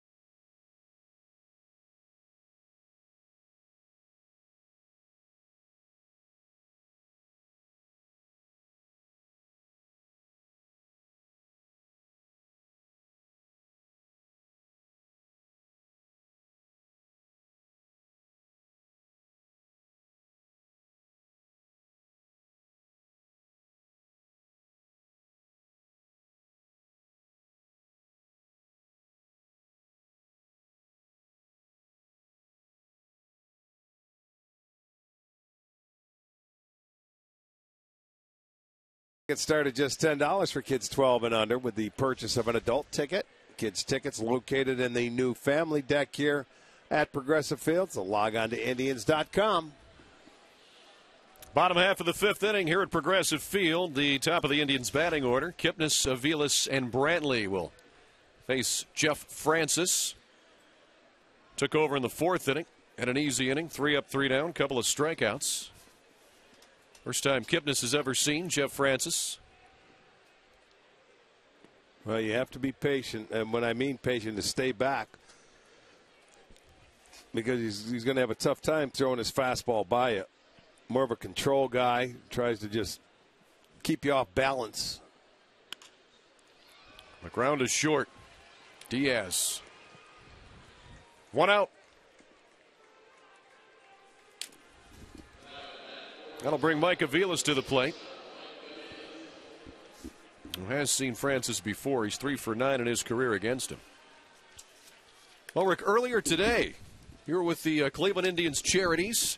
Yes. The Metropolitan School District stopped by, and Indians Charities doing a great job with baseball in the inner city. Well, they are. Tomorrow, as a matter of fact, before the game, you're going to have over 270 baseball, softball players doing a parade around and the check presentation from Cleveland Indians Charities. It'll be the 11th year that they've donated well over $2.6 million to the Cleveland Metropolitan School District. Had a chance to meet some players and a young man, Hector Vasquez, who played baseball. And he's been here 3 years in a row playing on this ballpark as well. Like Aviles, that one will make it to the wall. He's on his way to second, and he'll stop right there. A double for Aviles with 1 out here in the fifth. There's a nice approach. Mike Aviles going the other way. Nice swing. That drives it into the gap. Let's see what the pitch is. It's a little breaking ball away. It stayed upstairs, but he stayed back on it, and he gets it past Valencia in right field. He gets all the way to the wall. He thought about it, but nope. Not when you're down 5. You got to make absolute certainty you're going to get there. So he wasn't sure, but he'll stay with a double. See if they can get him home. They need to get on the board here and get a little momentum going their way and warm these fans up. Well, the Tribe has had some chances tonight as Michael Brantley comes to the plate. That one's in the dirt. Bases were loaded back in the second inning with 1 out. Tribe couldn't score. They got 2 on with 2 out in the third inning. And now an opportunity here in the fifth. Aviles at second and 1 out for the Indians' best hitter.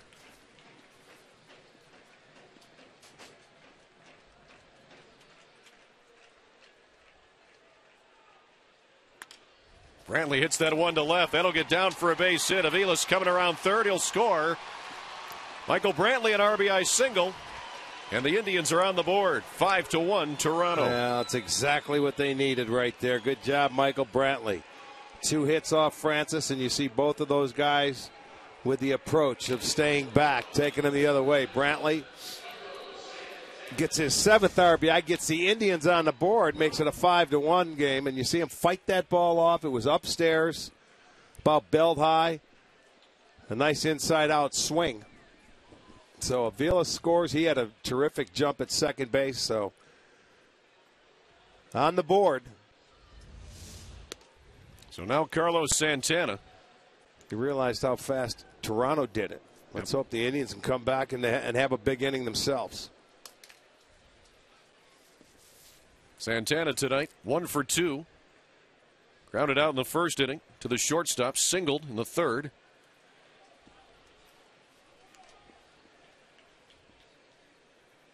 We have Carlos shaded to the left side of the infield. Travis, the second baseman, is almost in line with second base. He's about 3 feet away. And Carlos's hit came right through second base the last time on a 3-2 pitch that was upstairs. They tried to come in on him. That one almost hit Carlos, but he was able to get out of the way. He fought it off and went to right field with that single last time. So again, he's got a huge hole over there.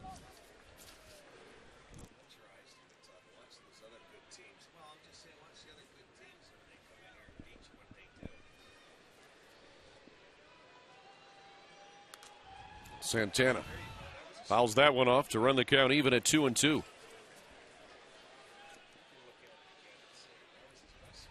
Five runs on 6 hits for the Blue Jays, 1 run on 6 hits for the Tribe. Both teams error-free thus far. Indians have left 6 on base. The Blue Jays have left 3.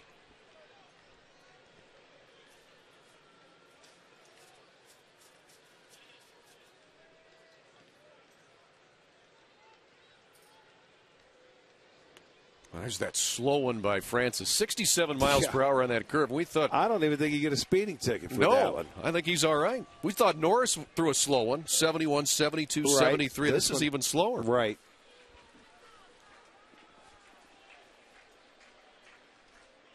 He's had that pitch for a while, as long as I can remember him throwing up here. There it is again. Travis to second for 1. On to first, not in time as Santana beats out the double play. Brantley retired at second base for the second out.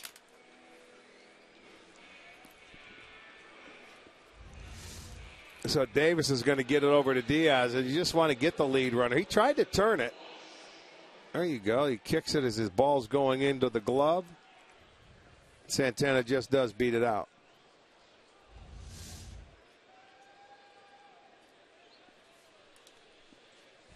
So that'll bring Brandon Moss to the plate, who singled his last time up. Flew out to right his other time, back in the second inning. Swings and misses here. And a look at the shift for Brandon Moss. They've got everybody over. Outfield, infield. Right in line. That one foul. Sometimes, Rick, you'll see that shift where the infield will shift, but the outfield won't stay so much. Straight away, or right. Sometimes will go the other way. That's true because they feel they'll hit the ball in the air the other way. But with as slow as he's going to throw Moss and they play him over there, it's going to be tough for him. Moss likes the fastball. He gets after it. You're going to see just a lot of off-speed pitches. They're going to try and keep him out on the front foot. Don't give him a lot to swing at. Maybe show him the fastball, I would think. Moss drills that one to right center. This one is going to be caught at the center field wall, and a great catch by Pilar.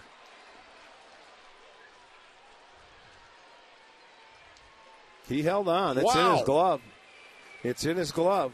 Moss absolutely drilled that ball, and Pilar made a great catch against the wall.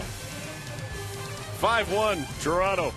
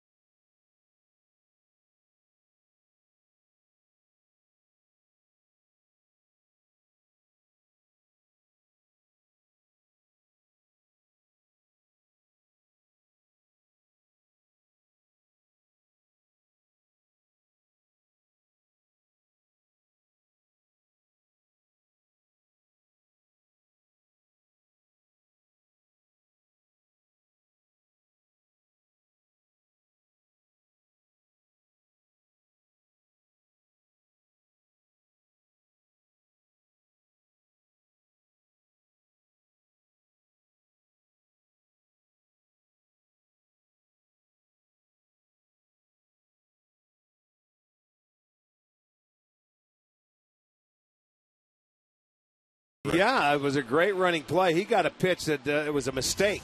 He was down on the count with 2 strikes, but he got a fastball in. He gives it a ride, and watch Pilar go over there. And right before he gets to the wall, it goes in his glove, and he catches it and hit that wall pretty hard. He's made some very good catches on the year, and that shoulder goes in and it knocks him down. But he had 2 feet inbounds, and he held on to that one. Look at Moss wasn't sure. Is he all right? He hit that ball and he took you for a hit. I'd be yelling at him. Well, he put a charge into it. It's another ball to right center that hit well, but yes, it was. Couldn't even get it off the wall. Thanks to Kevin Pillar. Man, what a catch. So here's Russell Martin. Ryan Webb working into his third inning of relief. You'll see Rayburn, Chisenhall, and Perez.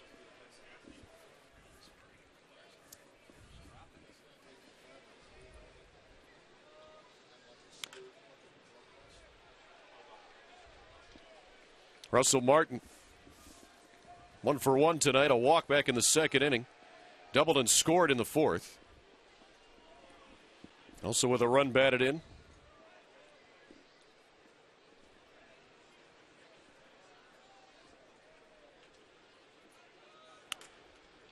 Soft liner to short. Vilas makes the catch for the first out. Let's take a look at our in-game recap brought to you by your local Toyota dealers. Blue Jays didn't have a hit until the fourth inning, and then they got plenty. Valencia single, Pillar a double. This made it 4-0. Toronto would score 5. Michael Brantley, though, with an RBI base hit here in the fifth, would get the Indians' only run home. That's been it thus far. 5-1 Toronto. Here in the top half of the sixth inning. And here's Kevin Pillar, just made that running catch against the wall in left field.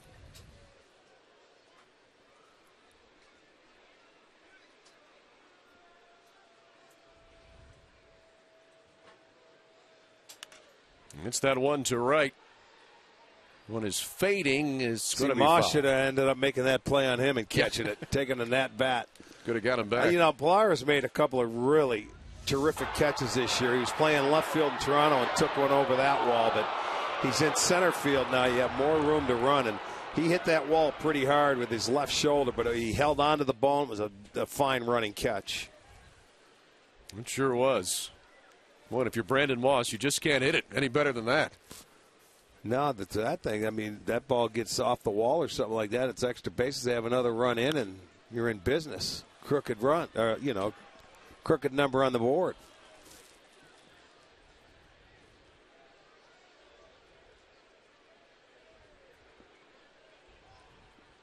Webb ahead of Pillar here.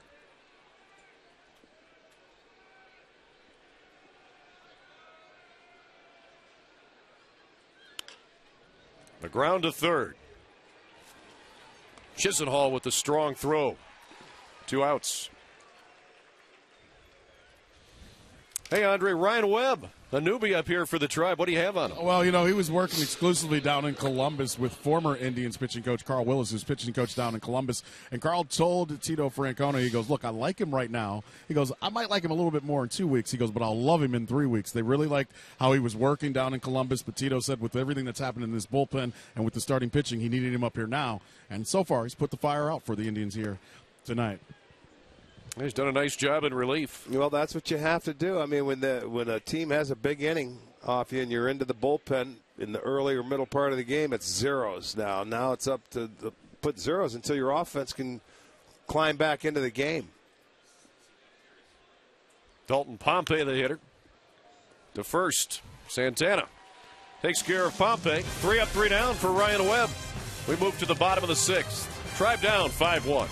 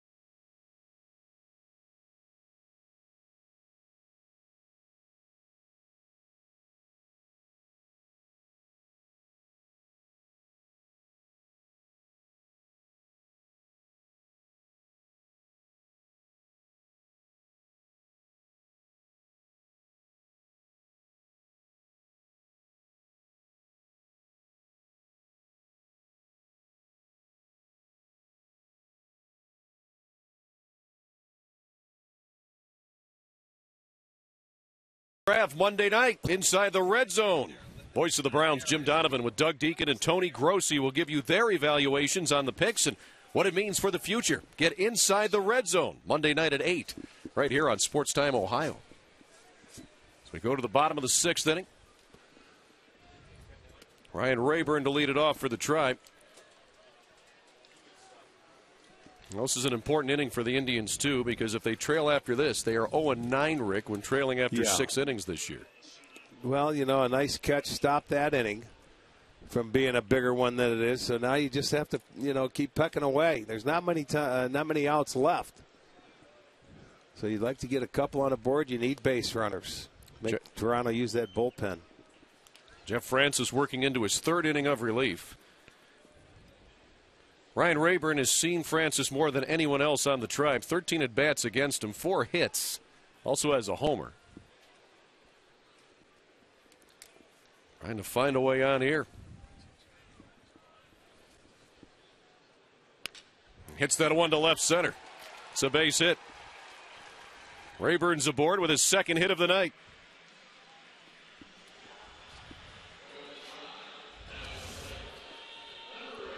Well, he gets one right there. Nice to hit.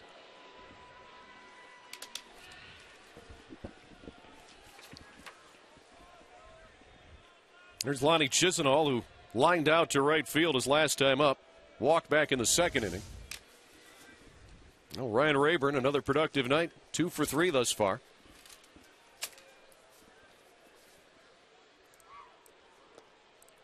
Swing and a miss. Chisenhall on that slow breaking ball.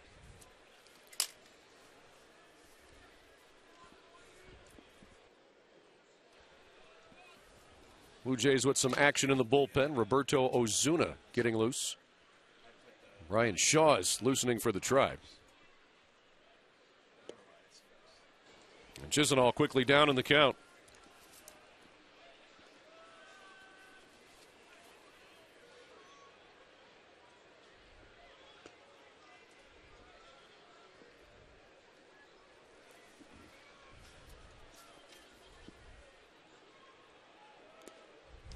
And that ball held on to by Russell Martin. Strike 3. 2nd strikeout tonight for Jeff Francis. 3rd for Blue Jays pitching. 1 out here in the 6th.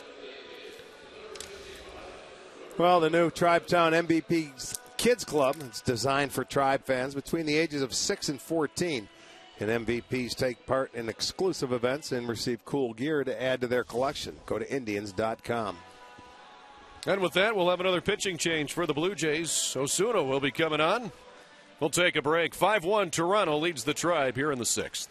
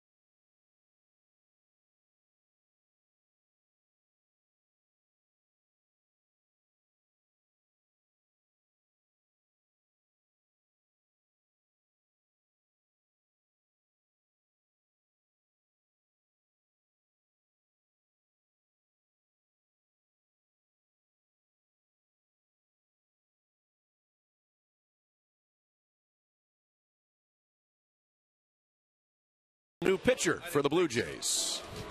Ozuna is in.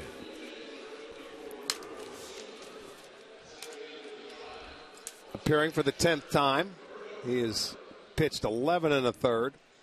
13 strikeouts. Opponents hitting just 205 off him. So Francis, 2 and a third innings. Right now he's in line for the win, as Norris had to exit after 3 innings and 78 pitches.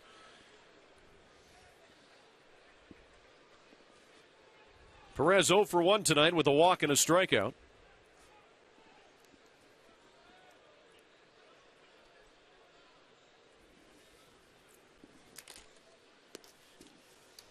I'll take strike 1 from Ozuna.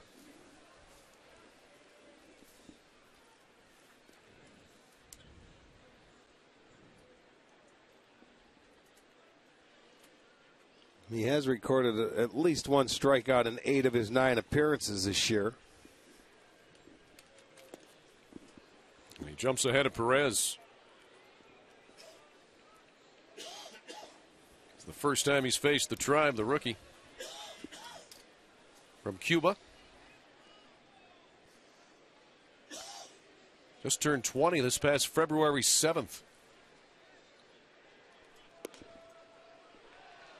Well, that didn't take long, did it? 3 straight pitches, fastball outside corner. Perez didn't agree. He told John Hirschbeck, but it must have been a perfect pitch. So he comes in, and you can see why he has a strikeout. He's got a good arm.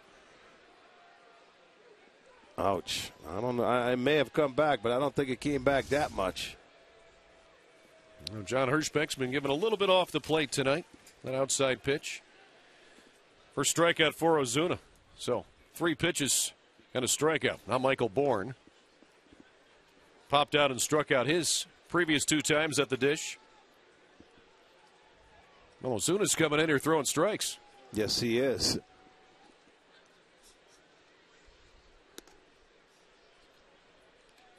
That's his first wide one.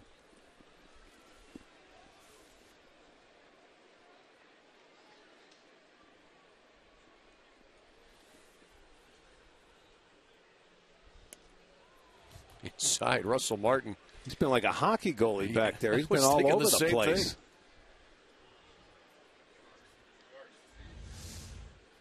This one, he's got to go from one side of the plate all the way over on the backhanded side. That he catches it and goes airborne. Saved John Hirschbeck again. That one gets away. Did. And it got him in the ankle. Well, couldn't hold that one. That's the same pitch. He couldn't hang on to that one. Second wild pitch of the night for the Jays staff. Rayburn trots down to second. Yeah, he hangs on to that. It was the same pitch. This time it went off the end of the glove. Well, there's another run. Get a base hit here. You're that much closer. So Michael Bourne with the runner in scoring position with 2 outs and a hitter's count. On the ground, this will be a tough play. The barehanded throw and a dandy by Donaldson to get Michael Bourne. And the Indians are retired here in the 6th inning. How about Josh Donaldson? Barehanding it. Getting out Bourne. 5-1 Toronto.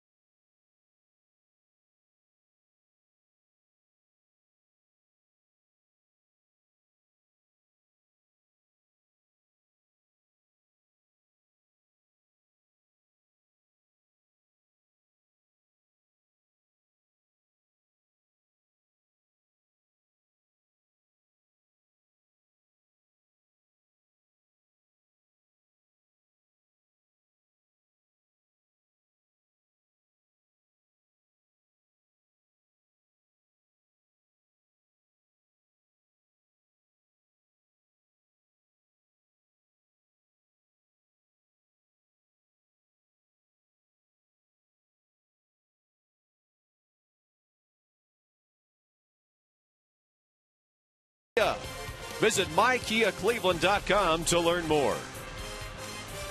By Levin Mattress, located in all Levin furniture and freestanding locations. And by AT&T Uverse, more channels on the go than cable.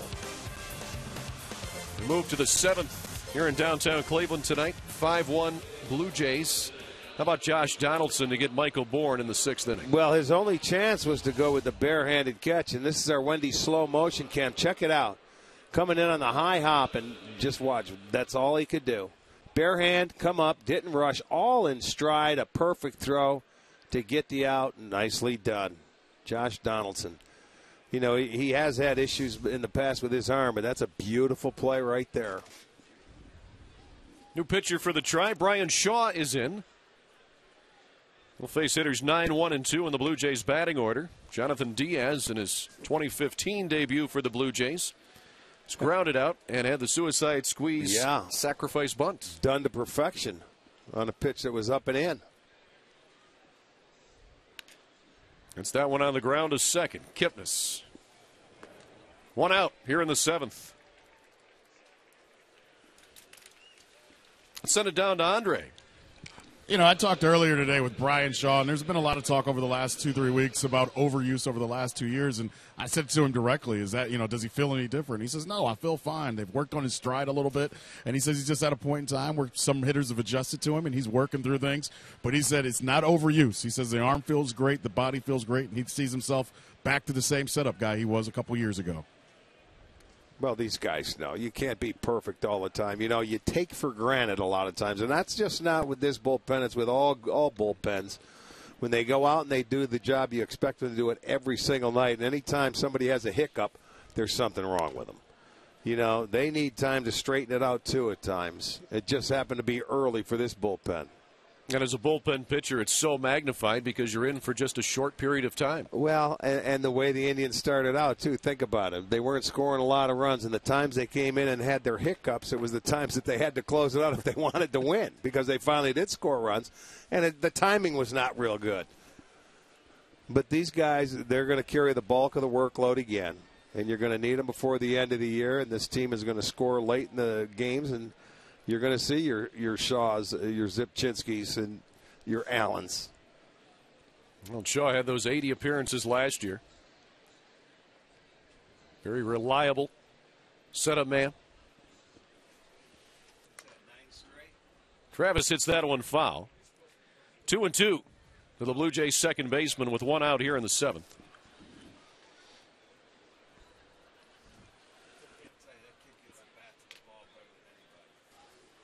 Indians have left 8 men on base, Rick. Just 3 left on base for the Blue Jays.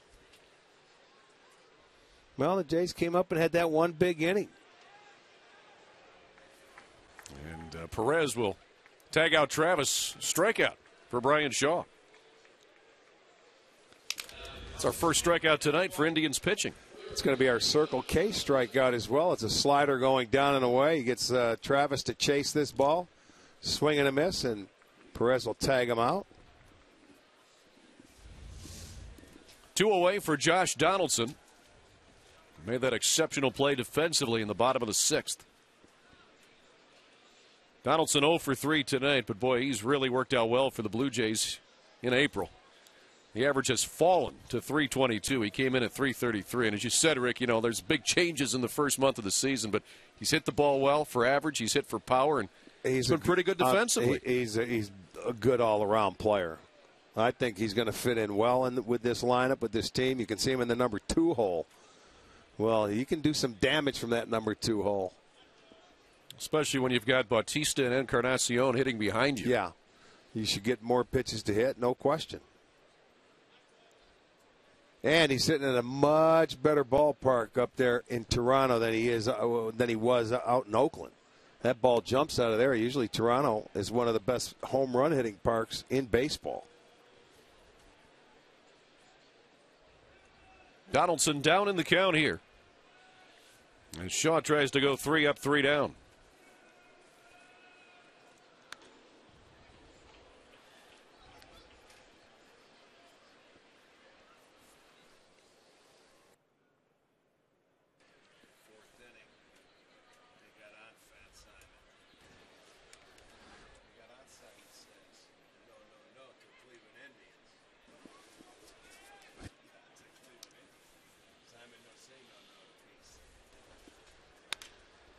On the ground is short. Aviles.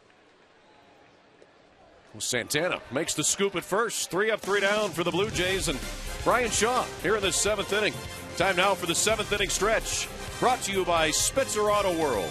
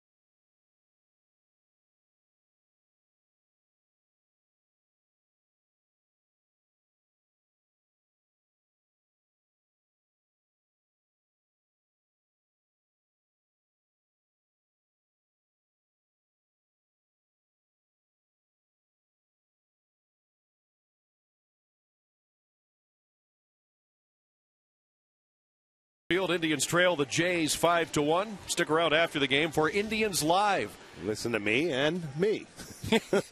Let's go for it, Al. Nice. It's brought to you by Conrad's Tire Express and Total Car Care. There's where we'll be. There's Jensen. See him? Yeah, I see him. You can see his bald What's head he from on the here. phone? I think so. Yeah, of course he is. He's not listening to paying us. attention. Well, you know what? You'll be down there again. You'll be joining us as well on the yes, post. I will. Andre will be with us too. Make sure you stick around after the game. See it drizzling a little more now, huh? Yep, it's picked up a little bit. It's okay. It hasn't been nothing that really has been a hindrance. Top of the order for the Tribe here in the 7th. Kipnis, Aviles, Brantley.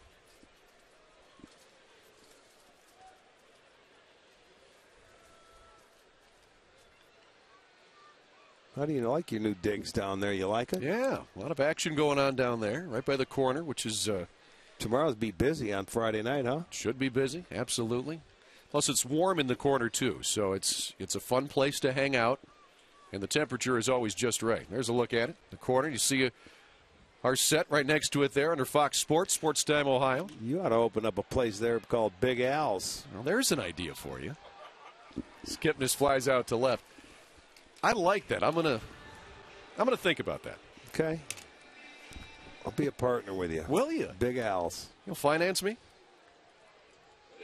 I see you didn't respond to that when I brought up finance. I'm thinking about that. Okay. I was thinking of the menu first. And we could call it Big Rick's too. No. No? Don't like That's that? all you. All right. That's your corner, bud. How about Alan Archie's? Strike one to Aviles. I like Big Al's, period. All right. We'll stay with that. Aviles 1 for 3 tonight with a double, and the Indians' only run scored in the 5th. He's quickly down on the count here, 0-2.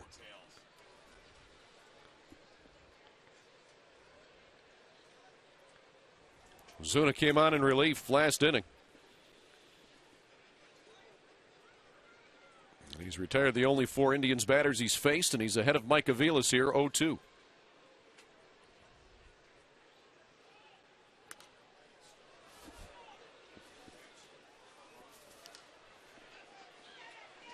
Toronto with all 5 of their runs in the 4th inning.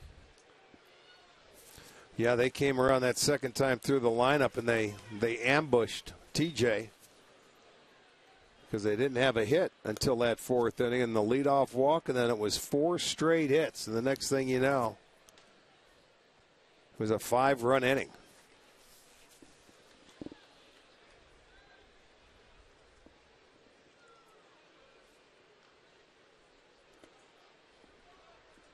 Ball in the dirt. So 2-2 here to Mike Aviles. Trying to get aboard for Michael Brantley, who's on deck.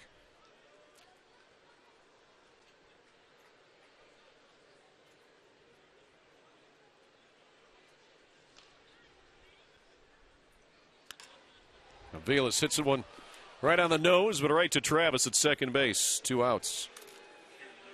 All right, it is time for a Mazda game break. Let's go back to that corner we were talking about. And Jensen Lewis. Hey, Jensen.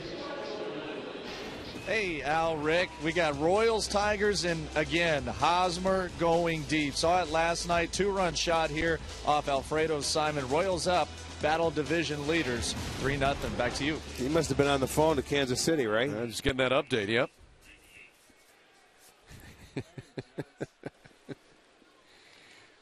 So 3-0 Royals in that one, top of the 4th inning. Here's Michael Brantley. When the Blue Jays manager John Gibbons was at Class A Port St. Lucie back in '96, Mickey, Michael's dad, was on the coaching staff. He let Michael work out with the team. Michael was just 9 years old. So Gibbons has known him for a long time.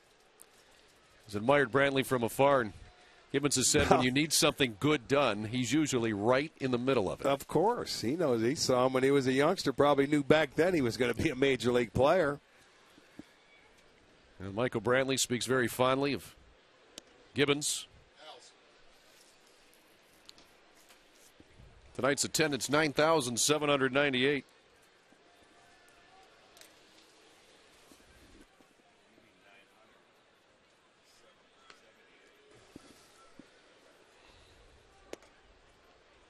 Three and one to Michael Brantley with 2 outs and nobody on here in the 7th.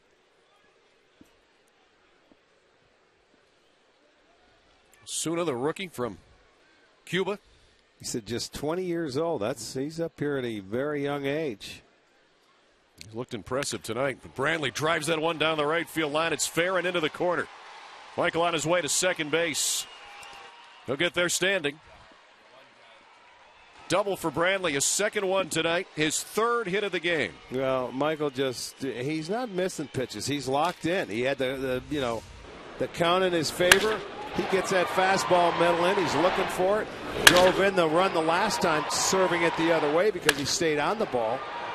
But he had a 3-1 count, and he says he's going to turn it loose, and he pulled it down into the corner. This guy can flat out hit. So another runner in scoring position for the Tribe. Carlos Santana will swing around and bat left-handed against Osuna. That was the first Indians hit tonight off of Osuna. Their 8th hit overall. Toronto with 5 runs on 6 hits. Again, all 5 scored in the 4th inning. Indians have 8 hits tonight, but only 1 run.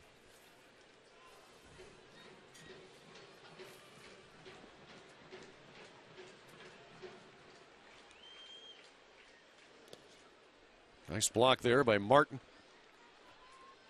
Shift on once again for Santana. And with the runner at second, third baseman Donaldson is playing his regular spot. So the big hole is at shortstop.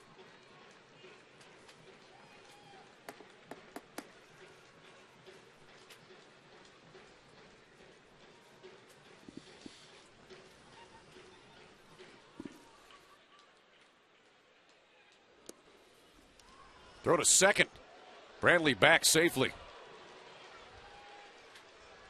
I'll tell you what, he made that pretty close. He's not going anywhere, but it's where Diaz was playing. He's playing right behind the base, so they tried a little pickoff move to get a free out, and they made it pretty close. You see, he's standing just behind the bag, so either he put that play on or Martin got his attention and said, let's try and get a quick one. That's the shortstop, as you were saying, Rick, that you see in your picture. Diaz. Right. Playing the second base side of the bag.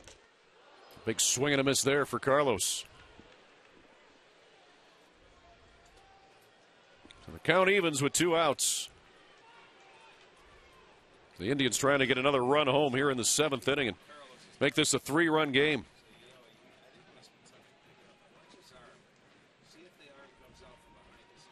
Santana 1 for 3 tonight. Stays alive as he fouls that one back.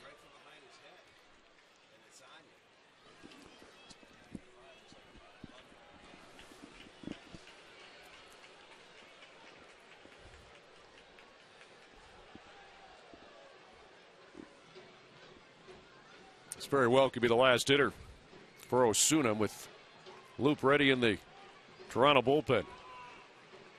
The left-hander Brandon Moss on deck. Yeah, Gibbons hoping he can get Santana out. It will be. That'll be the end of the 7th. Then he can make his moves. Inside.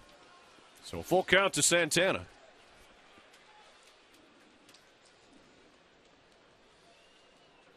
Moss in the on-deck circle, robbed of a hit tonight to center field. Pilar made a great running catch to end the 5th inning, where the Indians would have had another run.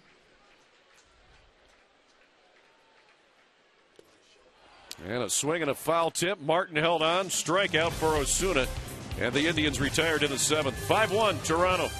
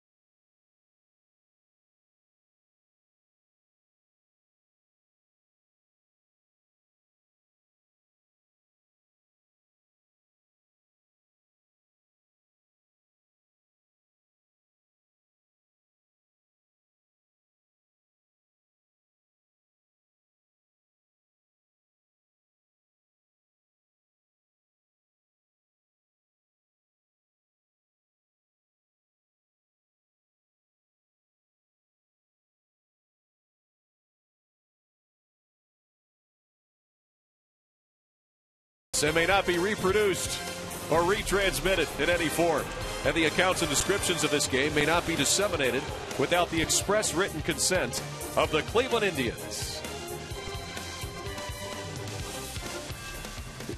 We head to the 8th, 5-1 Toronto.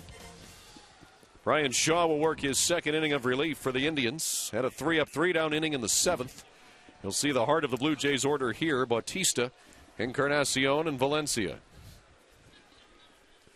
And there are plenty of folks in the corner bar right now because the Browns are on the clock. Oh, they are.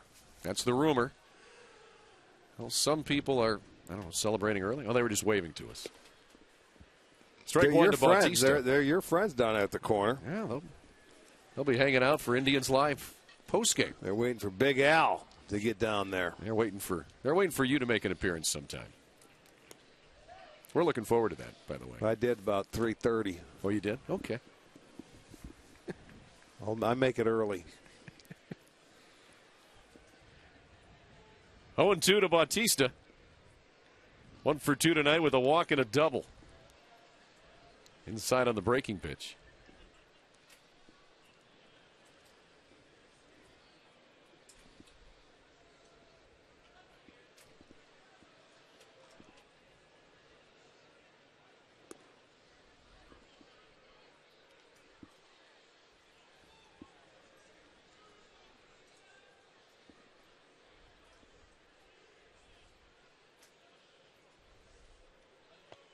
2-2 to Bautista. Strike 3 on the outside corner. And Bautista in disagreement. Second strikeout for Brian Shaw.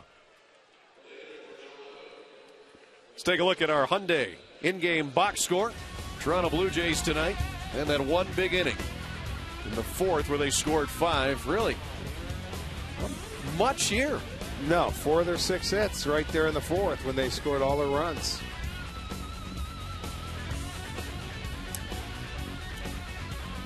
Of course, Diaz had that squeeze bunt that was successful as well to cap off the scoring in the fourth for Toronto. There's Encarnacion, who is not getting cheated at the plate with his swings tonight. He never does. Never has, and I don't think ever will. Couple of singles tonight for Edwin, 2 for 3. Fouls that one off. Might have broke his back. He's going to need a new piece of wood, is right.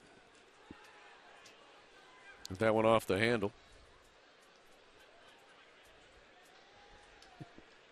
Well, the bad boy came out for a second. Did you see that? So just give me whatever you got there. Well, he was asking if he wanted some of the claw or the stickum. Right. You know, to put on the hand. I said, no, just give me the bat. I don't want it. So he's down here 0-2 to Brian Shaw. He's retired all 4 batters that he's faced here tonight. Make it 5. Once again, strikeout looking. So Shaw has retired 5 tonight. 3 of those have been by strikeout. Yeah, this could be a really good outing for Shaw, getting a feel out there because his stuff looks very crisp tonight. Coming up on Fox Sports Live later tonight, join Jay Glazer and crew for a complete NFL draft coverage breakdown. Plus, you have to hear Floyd Mayweather Sr.'s crazy rant and find out if the Spurs can close out the Clippers. Catch Fox Sports Live tonight at 11 on Fox Sports 1 and simulcast on Fox Sports Ohio. Danny Valencia fouls that one off.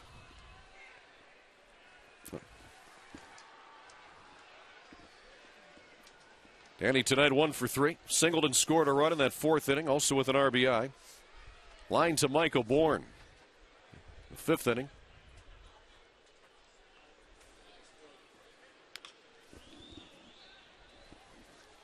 Earlier today, the Angels beat the A's 6-5.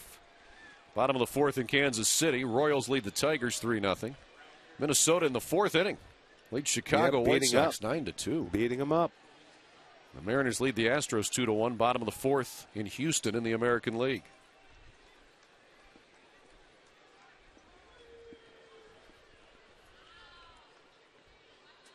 What an inning. Wow, Brian Shaw strikes out the side.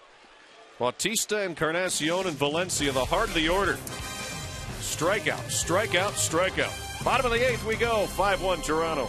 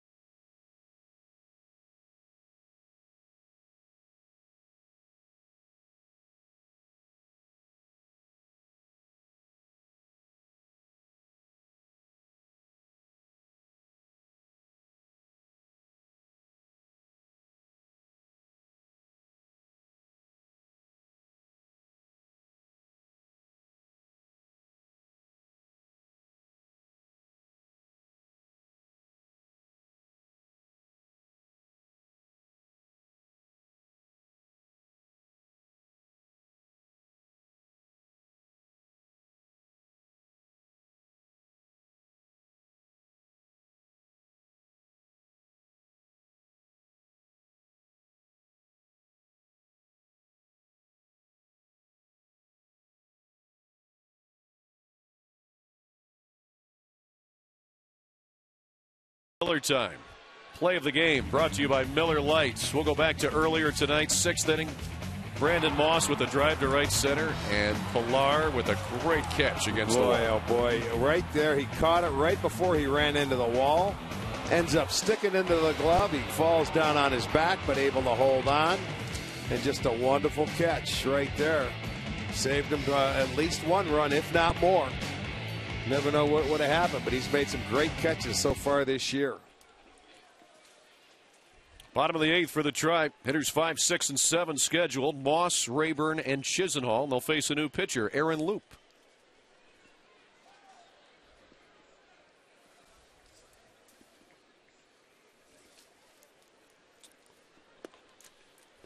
Swing and a miss for Brandon Moss, who has hit the ball on the nose tonight. He's 1 for 3. Flew out to right field in the 2nd. Singled in the 3rd. You just saw what he did the 5th inning when Pilar robbed him.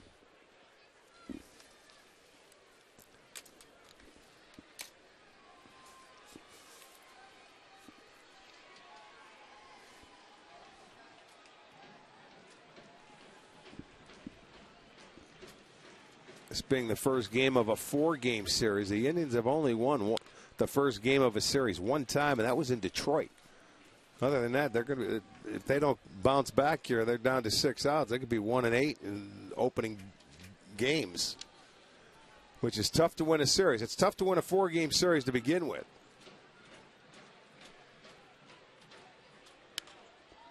Moss fouls that one away. 3 more left tomorrow, Saturday and Sunday, against these Blue Jays. Then an off day on Monday.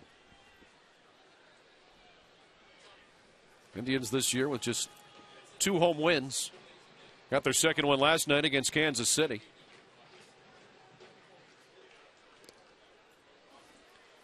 One and 2 now to Brandon Moss.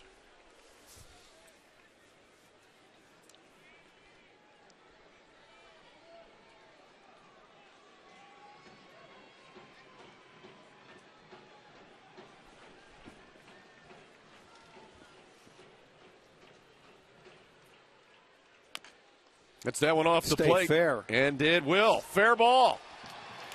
Now Brandon Moss beats the shift. He's aboard with nobody out here in the 8th. Yeah, that ball sounded like it went off home plate.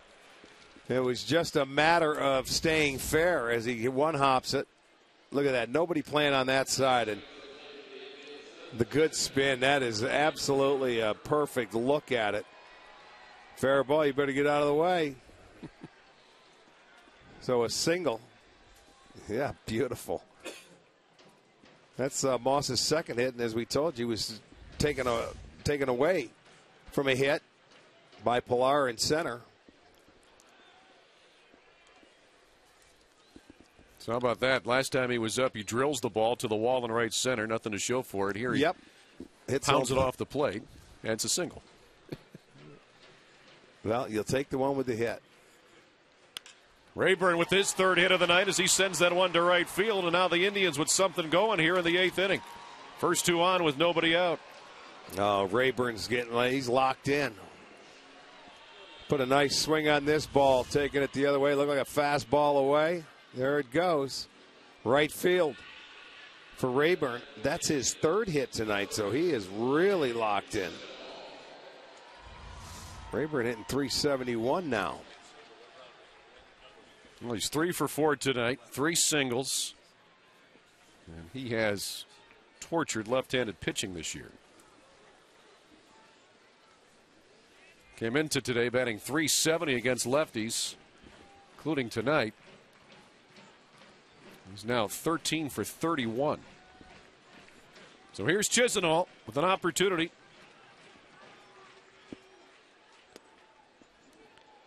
Over the plate for a strike. Walked, lined out, and struck out tonight.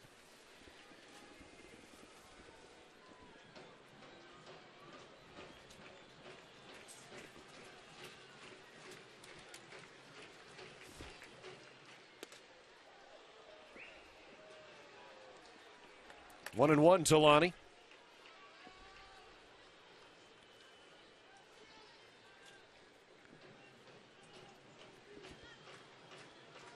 play him almost straight away in the field.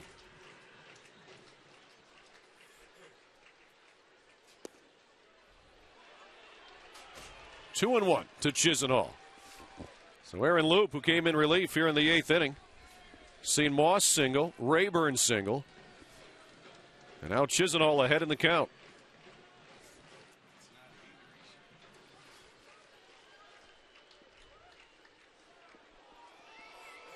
Moss not very far from the bag at second.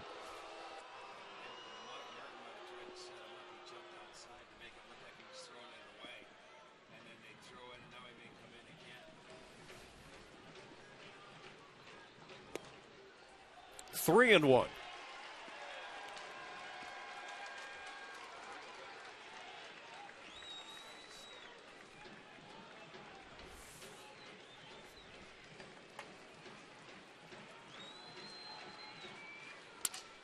Chisenhall breaks his bat to second for one, on to first, and not in time. So Chisenhall beats it out there at first to avoid the double play. Moss moves to third, one out. And the Indians have runners at the corners.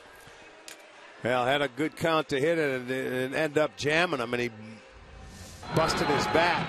Just wasn't hit hard enough as Lonnie gets down the line, and he beats it out barely. There you go, the one hopper. Diaz over to Travis. They tried to turn it. You can see that foot comes down, and it just beats the ball into Encarnacion's glove. So good hustle by Chisenhall to keep the pressure on Loop and the Blue Jays here in the 8th. Well, the Tribe trails by 4. Roberto Perez takes ball one. He's walked and struck out tonight twice. Walked in the 2nd, struck out in the 4th and the 6th. Roberto was 3 for 3 last night with a solo home run.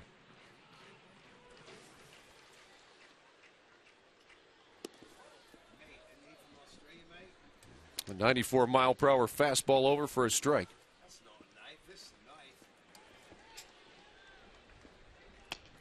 Action in the pen for Toronto. That's Liam Hendricks.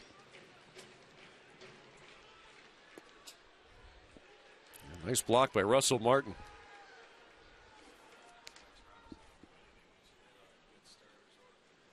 I think he's only given up 1 goal tonight, right, Martin? Oh, He's had he's a lot of been shots all on over the goal, place. that's You're for not sure. kidding. He has been all over the place. 15 balls have been out in front of the plate he's had to get down on and then try and block.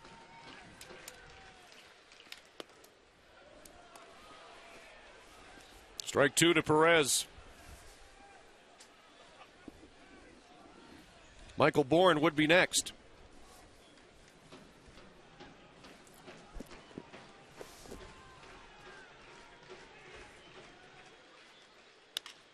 On the ground is short, double play ball. 6-4-3. Indians get the first 2 aboard, but don't score in the 8th. 5-1 Toronto as we head to the 9th.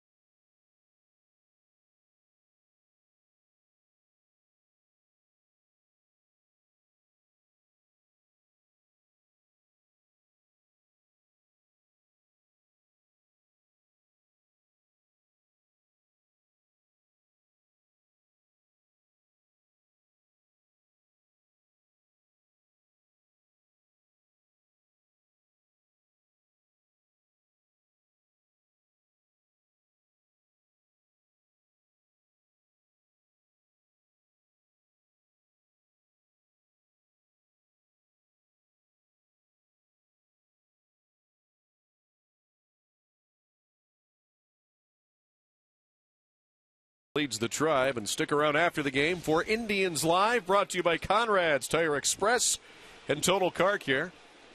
Jensen Lewis already down there. I'll be heading over there. Rick Manning will be a part of the show from the booth. He was down there earlier today at about 3:30.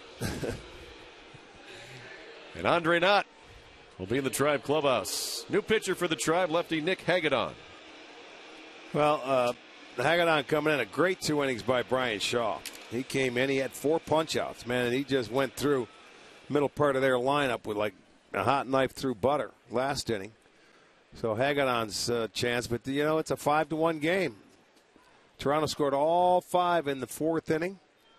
The Indians answered and put 1 on the board in the 5th, and that's it. And they have 10 hits. They've out-hit the Jays 10-6. It'll be Martin, Pilar, and Pompey, the scheduled hitters for Toronto here in the 9th. 6, 7, and 8 in the batting order. Martin walked in the 2nd inning, doubled, and scored in the 4th, also knocked in a run. And he lined out for Mike Aviles at short in the 6th inning.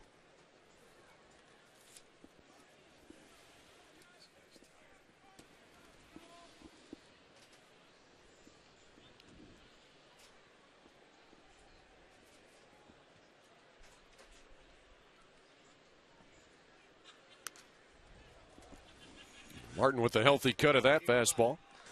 Well, you get a 2-0 count. You sit dead red. He fouled it back. Good hack. Well, this Toronto team, they've got a lot of good right-handed hitters.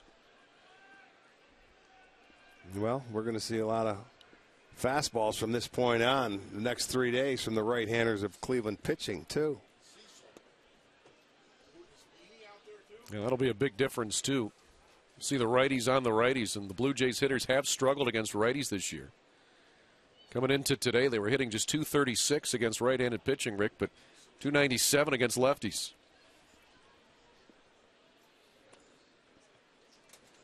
Hagedorn walks the leadoff hitter here in the 9th.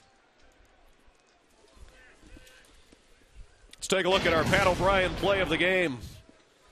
Kevin Pillar. A 2-run double here in the 4th inning, part of a 5-run 4th for Toronto. It was the only inning they scored. Right now they're up 5-1. Yeah, he knocked in a pair there and took at least 1 away from the Indians, in the 5th. So that was the Pat O'Brien play of the game. And here is Mr. Pillar. On the outside corner for a strike. So he's 1 for 3 today, but he had that big 2-run double in the 4th inning, and then that catch against the wall of Brandon Moss back in the 6th, which, as you said, Rick, took away at least 1 run, and if it gets away from him, who knows where it ricochets. Well, right, and then the inning's still going on, too, and you don't know if you can add on from there. You got a little momentum going.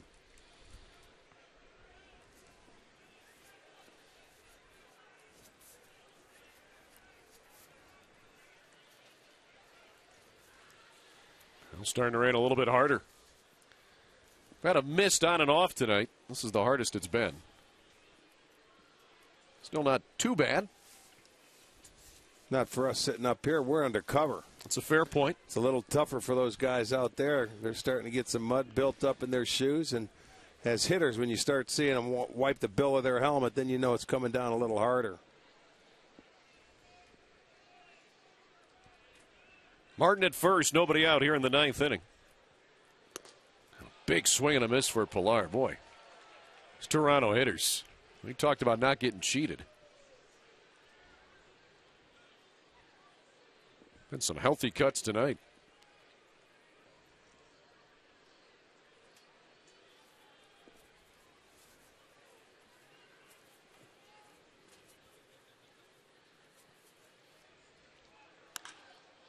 Popped up on the right side. Moss coming in. 1 out here in the 9th inning. Now Brian Shaw tonight, Rick, very good. 6 up, 6 down. Yeah, look at, he's got good tilt to that breaking ball now. There's a cutter that he tightened up. He didn't agree with it, but those are good cutters. Got him to chase one up out of the zone. Struck out 4. That's the side he went through in the 8th inning. 1, 2, 3. Bautista, Encarnacion, and Valencia. So a good night's work for Brian Shaw. His best outing of the year. 4 of his 6 outs were strikeouts. So 1 out for Dalton Pompey.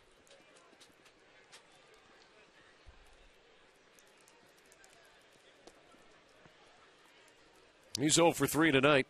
3 groundouts.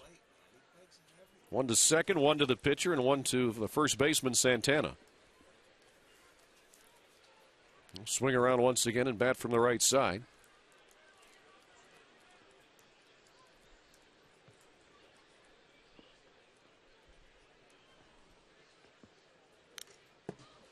Foul tip.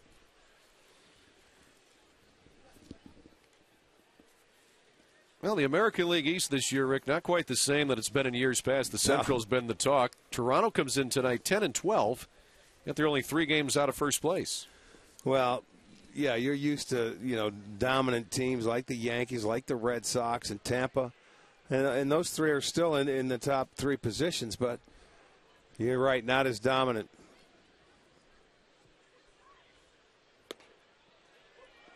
But a long way to go.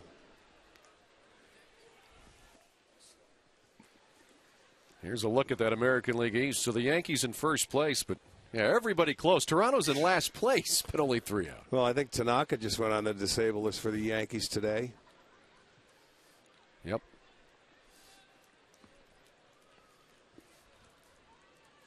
It's a long year. Base hit to left field for Pompey, his first hit tonight. Russell Martin will move up a base. So runners at first and second, 1 out here in the 9th for Toronto. That is just the 7th hit tonight for the Blue Jays. And their first hit since the 5th inning. Yeah, they had 4 hits in the 4th, 2 in the 5th, and now that single error.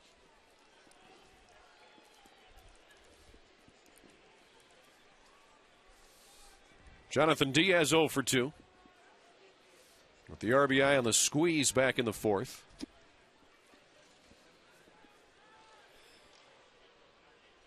Well, the other surprise in the American League, really the big surprise, the Houston Astros. Yeah, they're playing very well. First place in the West.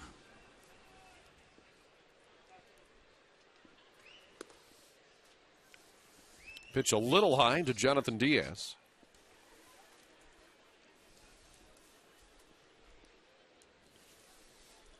Everything with Hagedorn upstairs. Even when he misses up with the ball.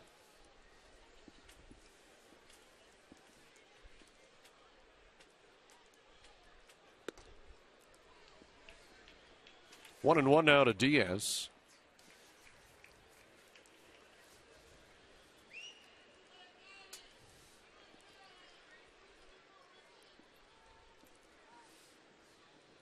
Now the Astros, the only team above 500 in the American League West. The Angels are 11-11. They're 3.5 behind them.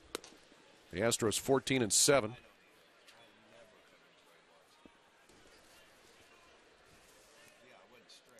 And in the Central, arguably the 2 best teams in the American League in the first month, Detroit and Kansas City. And they're going at it tonight, and Kansas City has a 4-0 lead mid part of that game. Tigers' best record in the AL by a half game, 15-7. Then KC and Houston both 14-7. 3-1 now to Diaz. Hagedorn trying to find that control here in the 9th. Yeah, the difference of the Tigers and the Royals, the Tigers are 12-3 in the Central Division, and the Royals are 9-6.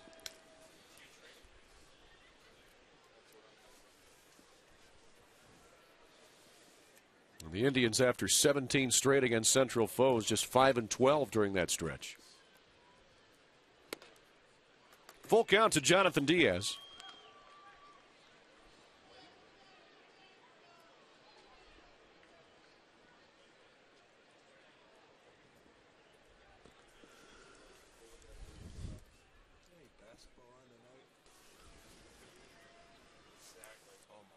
Here's the payoff pitch. Inside for ball 4. So Diaz walks. And now the bases are loaded with 1 out for the Blue Jays here in the 9th, looking to add a little more insurance. So we'll go back to the top of the order. Travis 0 for 3 tonight with a walk. Struck out his last time up in the 7th. It's Brian Shaw's first strikeout victim tonight. Shaw pitched the 7th and 8th innings.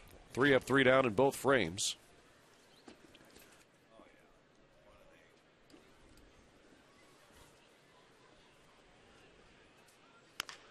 Grounder to third.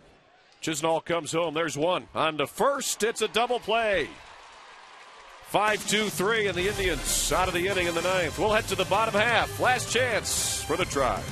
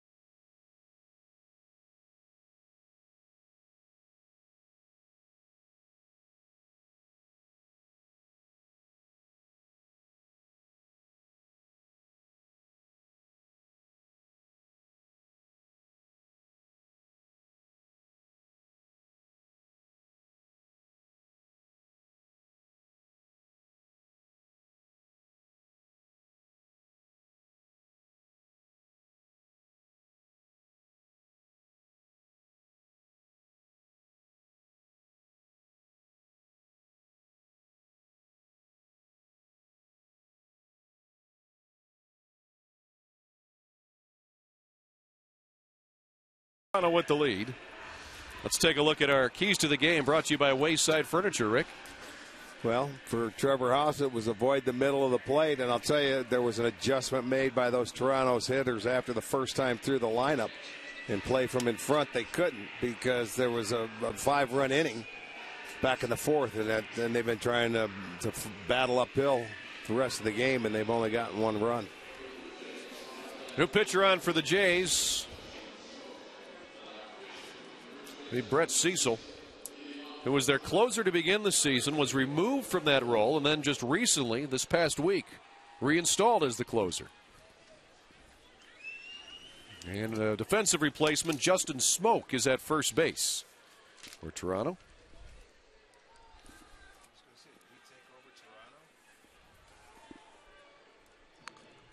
And Michael Bourne. It's the ball in a pretty good place. He's safe at first. So the Indians with their leadoff batter aboard here in the 9th inning.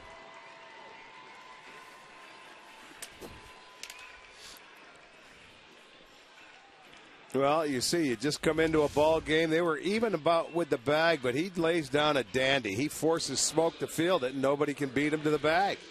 He beats everybody to the base. A well-done drag bunt by Michael Bourne. So you get your leadoff man aboard. Reminded me a little bit of what Miguel Delaney used to do 35 years ago. Yeah. Like well, I'll tell you, that's good. If you make that first baseman and you can beat him to the bag, nobody else can beat you there. So Bourne's aboard, his first hit of the night. Here's Kipnis. He looks at a pitch up high for ball 1. Kipnis tonight 0 for 4. 2 groundouts, 2 flyouts.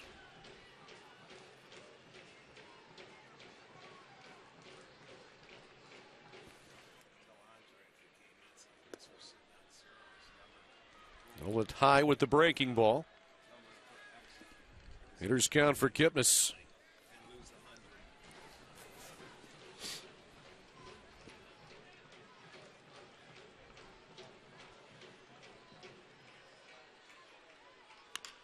A grounder to second. Travis go to second base. They erase Bourne there for the first out of the inning. Kipnis to first base on the fielder's choice.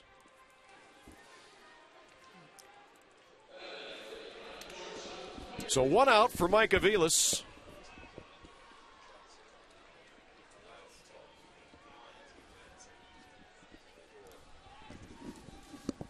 Aviles 1 for 4 tonight. Doubled and scored the Tribe's only run back in the 5th. Lined out his last time out. Second base.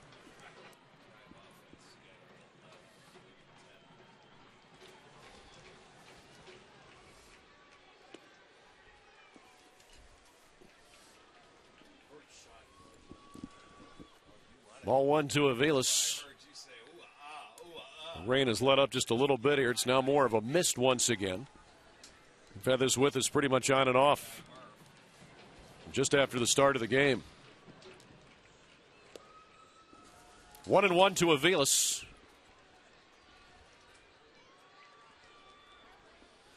As the Tribe tries to gather some base runners.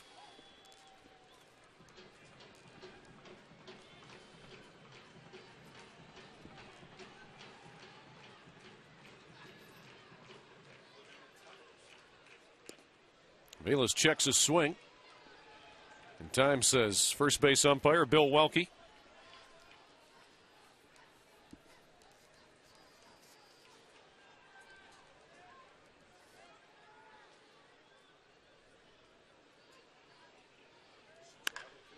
It's hit hard, but right to the third baseman Donaldson. To second for 1 on to first. Double play. And the game is over. Final score tonight, Toronto 5, Cleveland 1. With the win, Toronto improves to 11-12 on the year. With the loss, Tribe falls to 7-14. Jeff Francis will pick up the win tonight for Toronto. Came on in relief. The starter, Daniel Norris, in the 4th inning. He pitched the 4th, 5th, and into the 6th. The loss will go to T.J. House. Toronto scored all 5 runs tonight in the 4th inning, and that was it. The Indians got 11 hits tonight, but only 1 run. Yeah, that was amazing. 11 hits. And that, they had opportunities early. They couldn't cash in when they were given base runners. Some walks. They had a lot of walks early and left the bases loaded in the 2nd. And they had a couple on in the 3rd, and just never really could generate any runs. And Toronto put 1 inning together, and that was the difference in the game. So the Blue Jays win the first of this 4-game series. Game 2 coming up tomorrow night on Sports Time Ohio, 7 o'clock, 6:30. Indians Live. Thanks for watching the game tonight. Stay tuned for the postgame. Indians Live, that is directly ahead. With Jensen, Andre, yours truly, and Arch. 5-1 Jays, a winner.